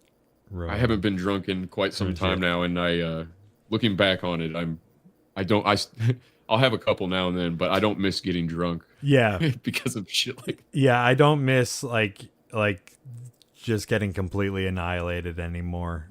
Yeah. Like I've had like 3 beers tonight. I'm good. I'm done. I'm done for the night. I'm like I don't need any more. Don't need any less. But I don't need any more. Yeah, I realized at a certain point, it's like, man, I'm 30. I really don't need to be waking up not remembering what happened to me the night before. It's like getting a little old for that. So we got couple minutes left. Do you want to do the last voicemail and then we'll say do a goodnight? voicemail. Sounds good to me. All right. You play it. Hey, this story is for John. John Breaks Bad News is where I heard it. So I know this isn't what he said, but the voice transcript says, "Hey, this story is for John and John Breaks Bad News to where it hurts." Okay. Hey, this story is for John. John Breaks Bad News is where I heard it. So 2004, I was in the military. I was on my second deployment to Iraq, and I had gotten hurt. And a few months later, I was walking around where I was stationed at, and all of a sudden it felt like somebody ran up and kicked me in the nuts. I was like, what the hell was that? Long story short, come to find out, I had a really bad hernia. It had pushed intestines down into my right sac. It was swollen. It felt horrible. I could feel stuff moving around, just all around shitty situations. When I went to the medical officer and got checked out, they said, yep, you definitely had to do the whole turn your head and cough deal. They're like, yep, that is a severe hernia. You need to get medevac right away. So put me in a helicopter, got me to Balad, put me on a Air Force jet, flew me to Germany, and sent me up for surgery to have hernia repaired. Oh. Prior to the surgery, they had to do an ultrasound. So they brought me into a room, and at the Longshore Hospital, it was all Air Force medics and staff and nurses. And I was a E3 Lance Corporal in the Marines. And this, I think she was an E7. I'm not sure what rank it is in the Air Force. She was a higher ranking female. Comes in and says she has been doing an ultrasound to inspect the hernia damage, and tells me I need to drop trowel and lay on the table. She proceeds to lube my balls up with the ultrasound gel. Oh no. This is the most action I've gotten in months. So needless to say, I was at attention while this lady was lubing up my balls and ultrasounding my sack. And then when she was all done, she looked at me, gave me a towel, and said, you need to clean yourself up. I did not finish. It was too painful, but yeah, that was super embarrassing. In the moment, I was playing it off like I didn't mind. I was laid back with my arms behind my head and just kind of like, all right, do what you got to do. But yeah, I definitely was a little embarrassed by that, but also thought it was kind of fun. So that's great. There it is. That's fantastic. Love your show. You guys have a good night. Good night, sir. Salute. Again, if you have, sorry, what were you gonna say? I was just gonna say this hombre in the chat was saying about the punch bowl mix we did. He said we did this mix when we were 12 years old. How old were you again? I think I was about 19, but I had never had alcohol till I was like 18. So, but either way, it was a bad move on my part. Again, if you guys are looking to call into the show, leave a voicemail at 646-665-4835.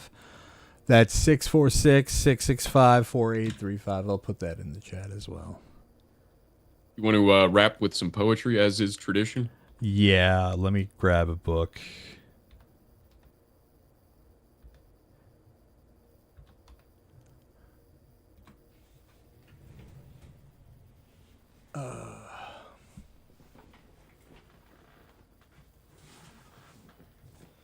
Do I have anything in this?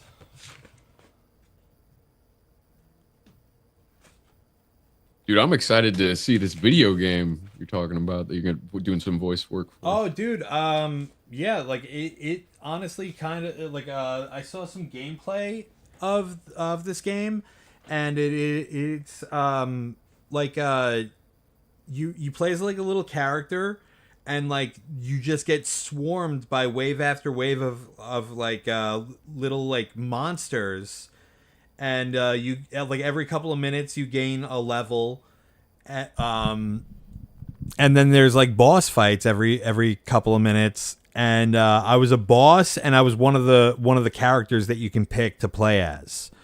So two That's characters in the game, and we had a lot of fun recording the voice lines for them. It was a blast. Cool. I really enjoyed it. There's not a release date yet, is there? No, there's no release date yet, but we're I know that he's like really close to like being finished with the game. That's awesome. Oh, okay.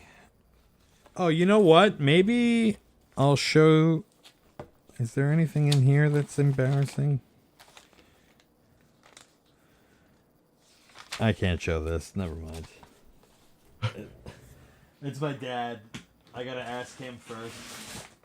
Oh, gotcha. I thought you might have drawn some dick pics to send to people, like a self-portrait of your. Next time, maybe we'll hit a little bit of that hour-long song and kind of needle drop because you're gonna hate that shit. Okay, I got a journal entry. Does that sound appealing to anybody? I like a journal entry. Can you read it as a poem still, though? I don't know if I could read it as a poem. I'll try. I'll try my best. I've never been one to journal, so this is all very new to me. I've always enjoyed writing for creative purposes, but writing for catharsis is entirely foreign to me. But I'm giving it a go. Oh, I should tell you guys the date. This is Friday, July 2020. So this is not too long. 5 years ago. Yeah. Right when everybody was locked down, probably. Yeah. Maybe it'll inform some of my creative process. Maybe I will burn this midway through. We'll find out soon, I guess. Today went well. Work breezed by. We cleared the schedule by 1 p.m. After a quick nap, I met with Ron and Sam for some drinks. We caught up, talked about Sam's impending wedding. I hope it makes her happy. Mike, her fiance, is good. Me and Ron are still in a purgatory of teen angst and the nihilism of adulthood. I question if that will ever truly change. After Sam left the penny, I dragged Ron with me to buy cocaine. I didn't need and barely wanted. When I got home, I did all of it, and now all I want is more. I hate it. Dad got home shortly after, and I was finished abusing myself. The late night chats are missed dearly, especially on the nights we agree. I still haven't spoken to Alyssa. I'm beginning to forget why I'm even mad, which is my first sign of breaking. The thought of Sunday stresses me out. It's lose love for me. I'll either have to talk to her or skip seeing the kids. This this week, which will only make me look and feel like a bad guy. That's something that I'll have to figure out tomorrow. I'll update when I write tomorrow. Maybe if I gain anything from any of this, I will be able to functionally communicate a bit of the dysfunction running through this wild mind of mine. I have to go to the laundromat tomorrow. I hate the fucking laundromat. There we go. I was at a real. Okay, bro? Are you okay, bro? Yeah, I'm okay now. Okay. I was at a real low point back in 2020. Hey, man, I have been there for sure. But yeah, that's. We got one last voicemail. Do you want to do that now or? Yeah, let's do it. Or we Also, got we got taking off my glasses maybe. Somebody just sent a huge text message too to the If we have time, we can hit both those. All right, let's. You're good with it? Yeah, fuck it. Let's do both. I just taking off my glasses to look you in the eyes and make sure you're okay. Just made me think of this. This is kind of embarrassing. My favorite podcast is OBDM. It's kind of like a podcaster's podcast. It's really well done, well produced, and funny. And I always, when I'm on a video show, I always have my sunglasses. Even when I'm on audio, I just put them on. It's like it's like a tradition. It's like, you do your little kind of like superstitious things before a show or whatever. And I couldn't find my pit vipers. I couldn't find my aviators. Couldn't find anything. That's why I had to buy these new ones. I don't know what the fuck happened to any of them. So I still had some black face paint left over. So I was like, I'm just going to draw sunglasses on my face. And everybody in the chat the entire time was like, did he get beat up? Does he have panda eyes? And they thought I was in part like involved in some kind of like, the people that didn't know, that came in late, that didn't know I was trying to paint on sunglasses, thought I was in some kind of gang rape ritual. And I had to explain that multiple times. Like the panda eyes? The panda eyes, yeah, that's what they. And I had to look up what panda eyes was, and all I was trying to do was paint aviators onto my face. Which, by the way, when I went to Party City, they said, "Hey, what do you need?" I said, "Face paint." And they said, "What color?" And I said, "Black." Okay, you need anything else? No. And then I walked out. Party City. Those guys don't give a fuck. Josh Rochelle, send a text message to the number that you just called for the voicemail, and leave your number, and we'll give you a call. So because apparently he ran out of time on that voicemail, but the story is very embarrassing. Well, we can play the first 3 minutes and then call him. Do you want me to read this first? Oh yeah, go ahead. Or do you want to do the voicemail first? Go ahead and read that, and then we'll hit the voicemail. Okay. Yeah, I think it's good to end on that. They talking about breaking stuff by accident and embarrassing stories. It started like any other party. Loud music, cheap beer, way too many people crammed into a third-floor apartment. I was vibing, feeling good, and then she showed up. Hot, flirty, giving me that look across the kitchen like we already had unfinished business. One thing led to another, and we started making out like horny teenagers who just discovered tongues. The apartment was packed, so privacy was limited, but we found refuge in the bathroom. Locked the door, lights off, game on. Clothes came off, adrenaline kicked in, and we ended up on the toilet. Not using it, just creatively incorporating it into the scene, because why not? Gravity be damned. And then that's when the universe said, "You're doing too fucking much." Mid-thrust, crack, the toilet literally breaks off the floor. Not like a little wobble. I'm talking ceramic shatter, geyser level water fucking explosion. We leap up, soaking wet and half naked, water gushing like Niagara Falls. She slips, I slip, it's a mess. I open the door in a panic, and everyone sees us. Me shirtless, pants half on, her holding her bra like it's a damn flotation device, but it gets worse. The water starts pouring through the floor. It floods the bathroom, then hallway, then downstairs. By the time we get dressed and try to get out, people are screaming from the second floor like they're on the Titanic. "What the fuck?" someone yells. I hear the dude from the first floor shout, "The ceiling is leaking! Is this toilet water?" The party is over, lights come on, music stops, everyone's fucking beyond pissed, and in the middle of it all, someone points at me and goes, "Yo, is this the dude who fucked the toilet to death?" She's red in the face. I'm trying to pull my hoodie over my shame. The host looks like he's about to cry. I just grab my shoes, whisper "I'm sorry" to no one in particular, and vanish out into the night. And every time someone brings up that party, someone always goes, "Oh yeah, the great flush flood of 2010.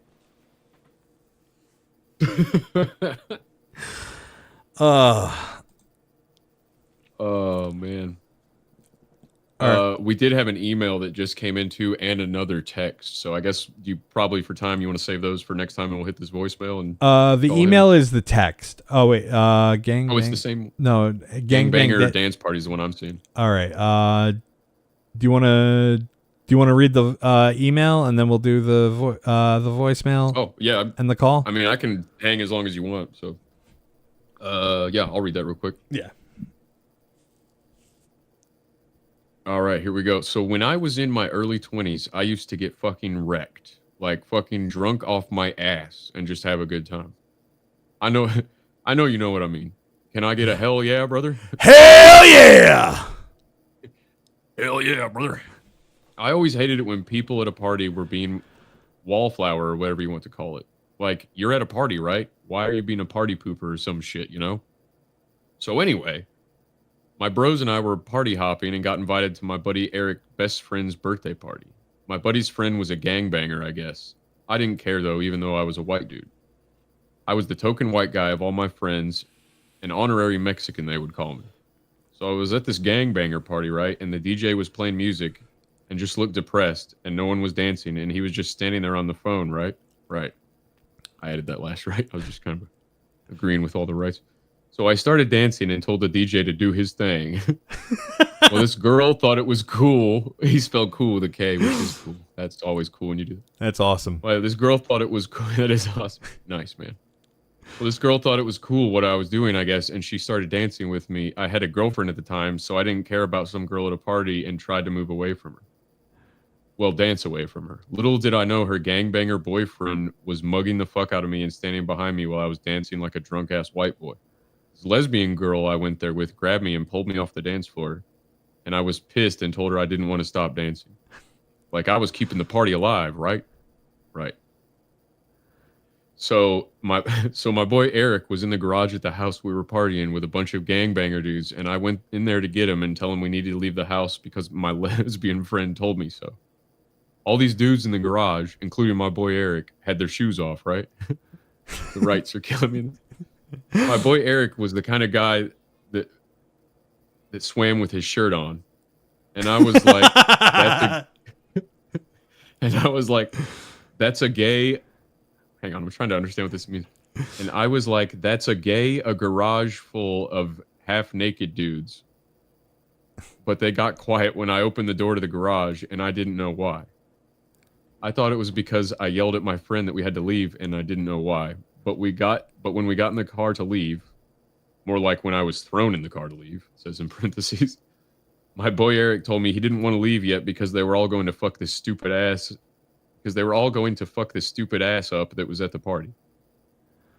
Oh, okay. The stupid ass is the guy. We're all going to fuck this stupid ass up that was at the party. Well, that stupid ass was me. My fucking boy was going to kick my ass along with like 15 other gangbangers that all had their shirts off, and I went into the fucking garage with them to get my friend out.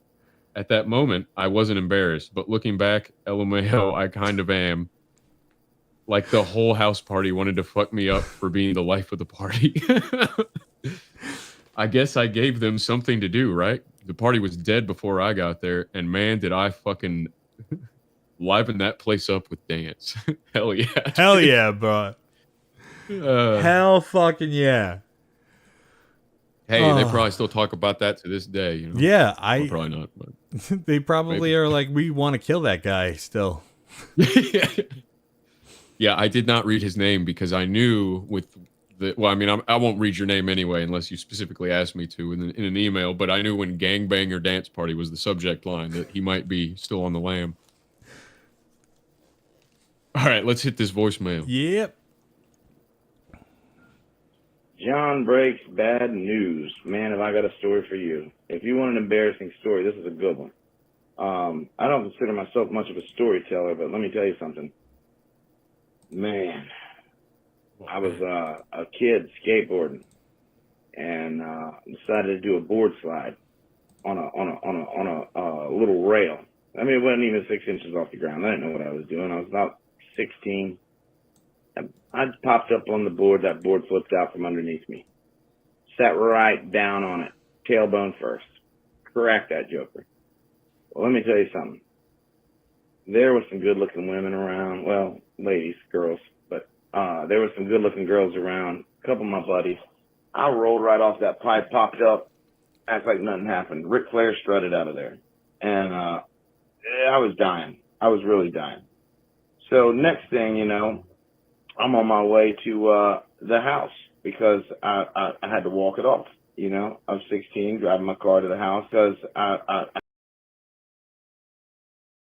to the house, sit, having the. I get to the house. My parents are out of town. They're in Ohio, and I'm sitting there at the house. Can't really get any comfort. Like can't get comfort at all, and had to go to school the next morning. So I slept it off. Went to school the next morning. Couldn't sit down. Had to stand all through class. Well, went back home that day. Parents still not home. Called my mom and dad. Right. And I said, look. I said, I've hurt my tailbone and it ain't good. Well, they weren't going to be home for a week. So they told me to go to the doctor. I go to the doctor and they didn't do no x-rays, no nothing, and no parents there. But they gave me a prescription for Percocet. Well, I had never had Percocet before. So, I'm taking the Percocet to kill the pain, and I needed it for the pain at the time, you know. And I wasn't taking it during the day because I passed out. So I went out to the garage and I got me one of those orange life preservers with the daggone one with the two snaps on it in the front. So I'm taking this thing to school now. I'm in high school. I'm in 10th grade. I'm taking this thing to school and I'm sitting on it in class. This goes on for 4 or 5 days. I'm end up leaving for Ohio because we're going up there. I think it was Thanksgiving or whatever. And my cousin's driving my truck up there. So I'm in the back laid out. Like, it's bad now. I got a knot on the back of my tailbone. So I get up there to Ohio, and my parents take one look at it, and they immediately rush me to the emergency room. So they basically get me to the emergency room. I'm gone. I've been eating these Percocets for a week. So I'm gone. Like, I'm toast. And I'm in excruciating pain. All right. I don't know if when we call this guy, I don't know if you're going to be able to talk to him. I should be able to because I can call him from my end. All right. Yeah. Do you want to do that instead? Because then I'll be able to talk to him as well. Right? Yeah, I think that'll work. All right. So then, we should both be able to talk to him. All right. Yeah. Perfect. Let's give it a shot here.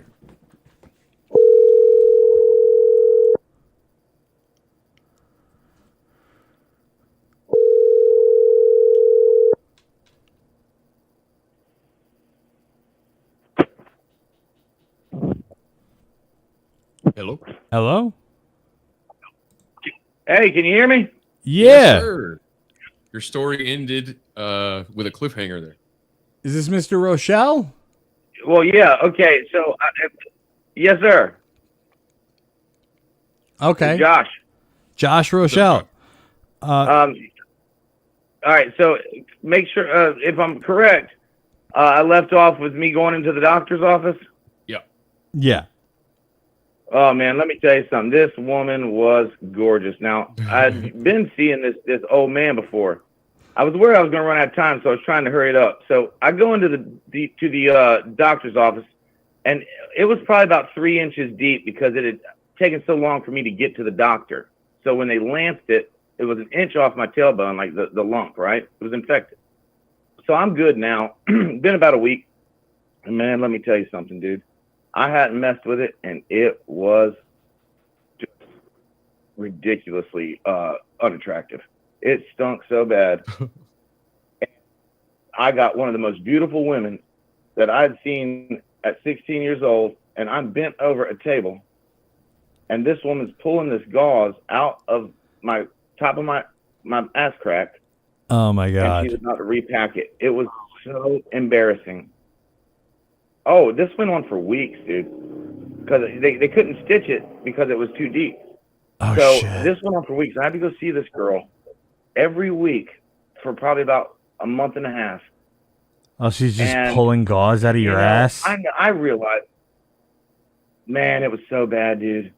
Because it was like when I fractured my tailbone, what happened is abscess because, you know, it's like almost like a foreign body almost. Your white blood cells are trying to push it out or whatever. But, man, listen, I didn't even care about that. This girl was so pretty, and I know I didn't stand a chance. But, man, it was the act of just bending over a table. And getting... And you know, as a man, that takes...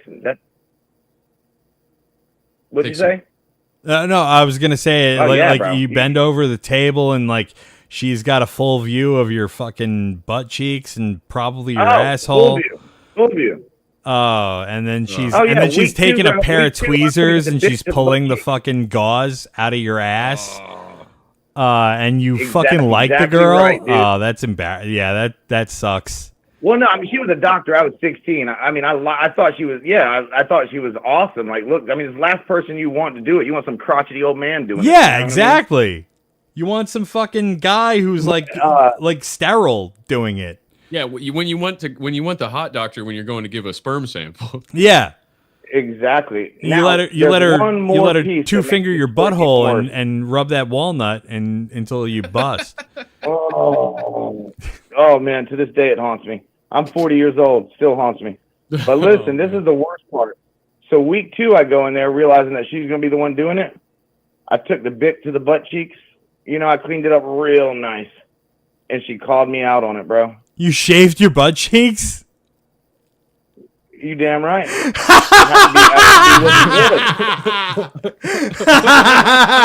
Hey, look. Hey, Ric Flair wasn't the 16-time world champion for nothing. Woo! He got it right. That's right. Yeah, man. But she called me out on it. She goes, did you shave your butt cheeks for this? And I came up with some weak excuse. I was like, yeah, I didn't know if it would be better and cleaner. You know, it was more sanitized. Oh yeah, it was bad.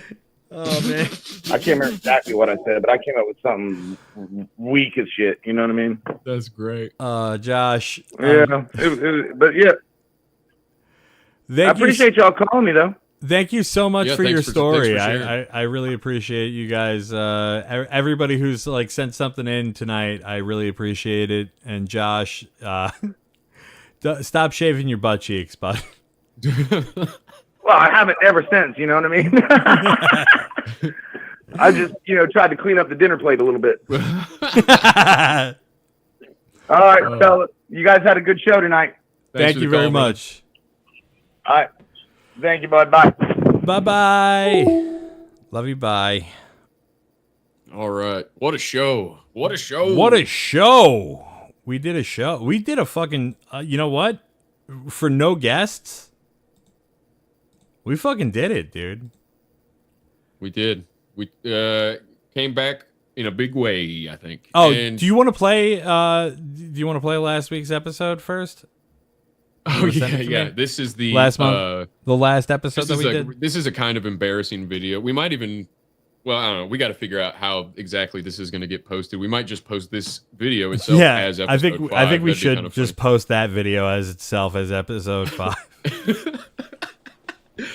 Cut down cut 90 minutes down into about 45 seconds here. Yeah. So here's episode 5 with a little bit of censorship at 150 times speed.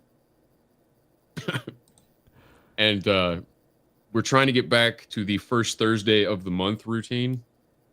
Life's been a little crazy, schedule conflicts and everything, but I know we will be having the first Thursday of May is May 1st. So we'll be having comedian Manny Muskets on as a guest May 1st. So and I do know that June, I think we're going to have the Sign Fuck podcast, all 3 guys on for this for the June episode. I listened to a little bit of that shit. Those guys are really funny. Yeah, I'm on the next episode next Wednesday. That what would that be, like the 24th? No, the 23rd. I'll be on that episode, and we had a really good conversation. It was fun. It was a lot of fun. One of the most fun podcasts I've done, aside from Abs in a Six Pack. I always have a blast when I come on your show, dude. Yeah, I think at some point we're gonna do a prank call stream with Riley Young. Yes, so me and him. That'll be good. That'll be a lot of fun. But here, in case you missed episode 5 live, here it is in all of its glory, sped up very fast. Here is episode 5. Here we go.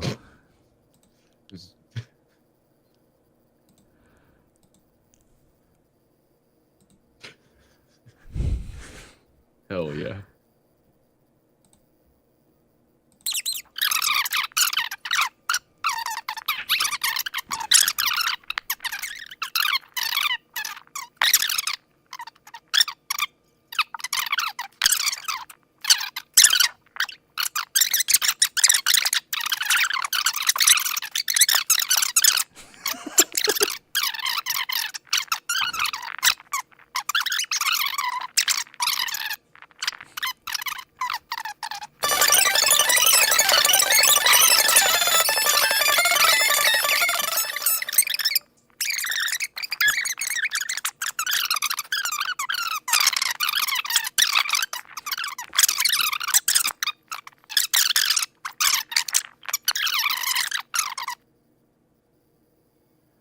All right. Well, I hope everybody enjoyed that. That was a good. I think that was a good summary of everything. Yeah, that was a good. Happened Yeah, in that episode. I We agree. had the red balloons. We had the blackface. Yeah, man. What else can you say about it? That was I did. In case anybody's interested, on my Twitter at Sir Seat Sitter, you can give me a follow there. And if you scroll back to I don't know, less than a week ago, you can find my official apology, which was pretty good. Yeah, I hate the fact that you apologize, but I also hate the fact that that I had to be the bad guy for that episode and tell you not to. No, I mean I didn't think that one through too well at all. Really, I don't care about what people think about me, but when it comes to it, I forget how that affects other people. But yeah, no, that was that the apology. I think people will get a kick out of. So. All right, love you all. Love you all. May 1st, Manny Muskets, and everybody, make sure you give John Breaks Bad News a follow. From long ago on the most. Shit. Sorry. Go ahead. Finish what you were saying. I was just plugging your shit. I was just saying at John Breaks Bad News on all platforms and JBBN Show on Twitter. And for me, it's at Sir Seat Sitter on Twitter, shipmyass.com for the podcast if you like prank calls, conspiracy deep dives, and putting a bunch of douchebags head to head and seeing which one's the worst. Those are the best ones. The Battle of the Douchebags are great episodes. I want to come on. You can go to douchebattle.com for those. I want to come on for one of the next ones. Maybe not the next one, but season 3 we'll be getting you back on for sure. We're about to figure out who the final champion of season 2 is. So it's going to be right now the first 7. We have to figure out who the 8th winner is for the championship, but the first 7 that will be going head to head in the championship is Andrew Tate, Taylor Swift, Tim Allen, Henry Kissinger. I can't remember them off the top of my head, but Charlie Brown is one of them. Charlie Brown? Fuck Charlie Brown. Charlie Brown. I hope Charlie Brown wins. Douchebag of the year. He beat Peggy Hill in a great upset, I felt like, in that Battle of the Fictional Douchebags. So. No, I think Charlie Brown is way worse than Peggy Hill. Peggy Hill is redeemable. Charlie Brown is not. He's a whiny cunt. Yeah, he was in the finals against Jenny from Forrest Gump. I do want to do the fictional douchebags episode this time, and I have a banger. Okay, cool. Yeah, and I know you're wanting to bring Jesse Ventura, so yeah, we'll touch base on that. All right, but love you, everybody. Love you, buds. Thanks everybody for tuning in. Love you, buds. Get that embarrassing content if you want us to cover it on here to mostembarrassing@gmail.com. And you might have to look up how to spell embarrassing the first time, like I did. John and Chris, they're diving back again. With their guests, they try to pretend. Laughing at the cringe from long ago on the most embarrassing show. Let's revisit what we tried to forget. The memories we're never gonna regret. Here's to moments we'll always outgrow. It's the most embarrassing show.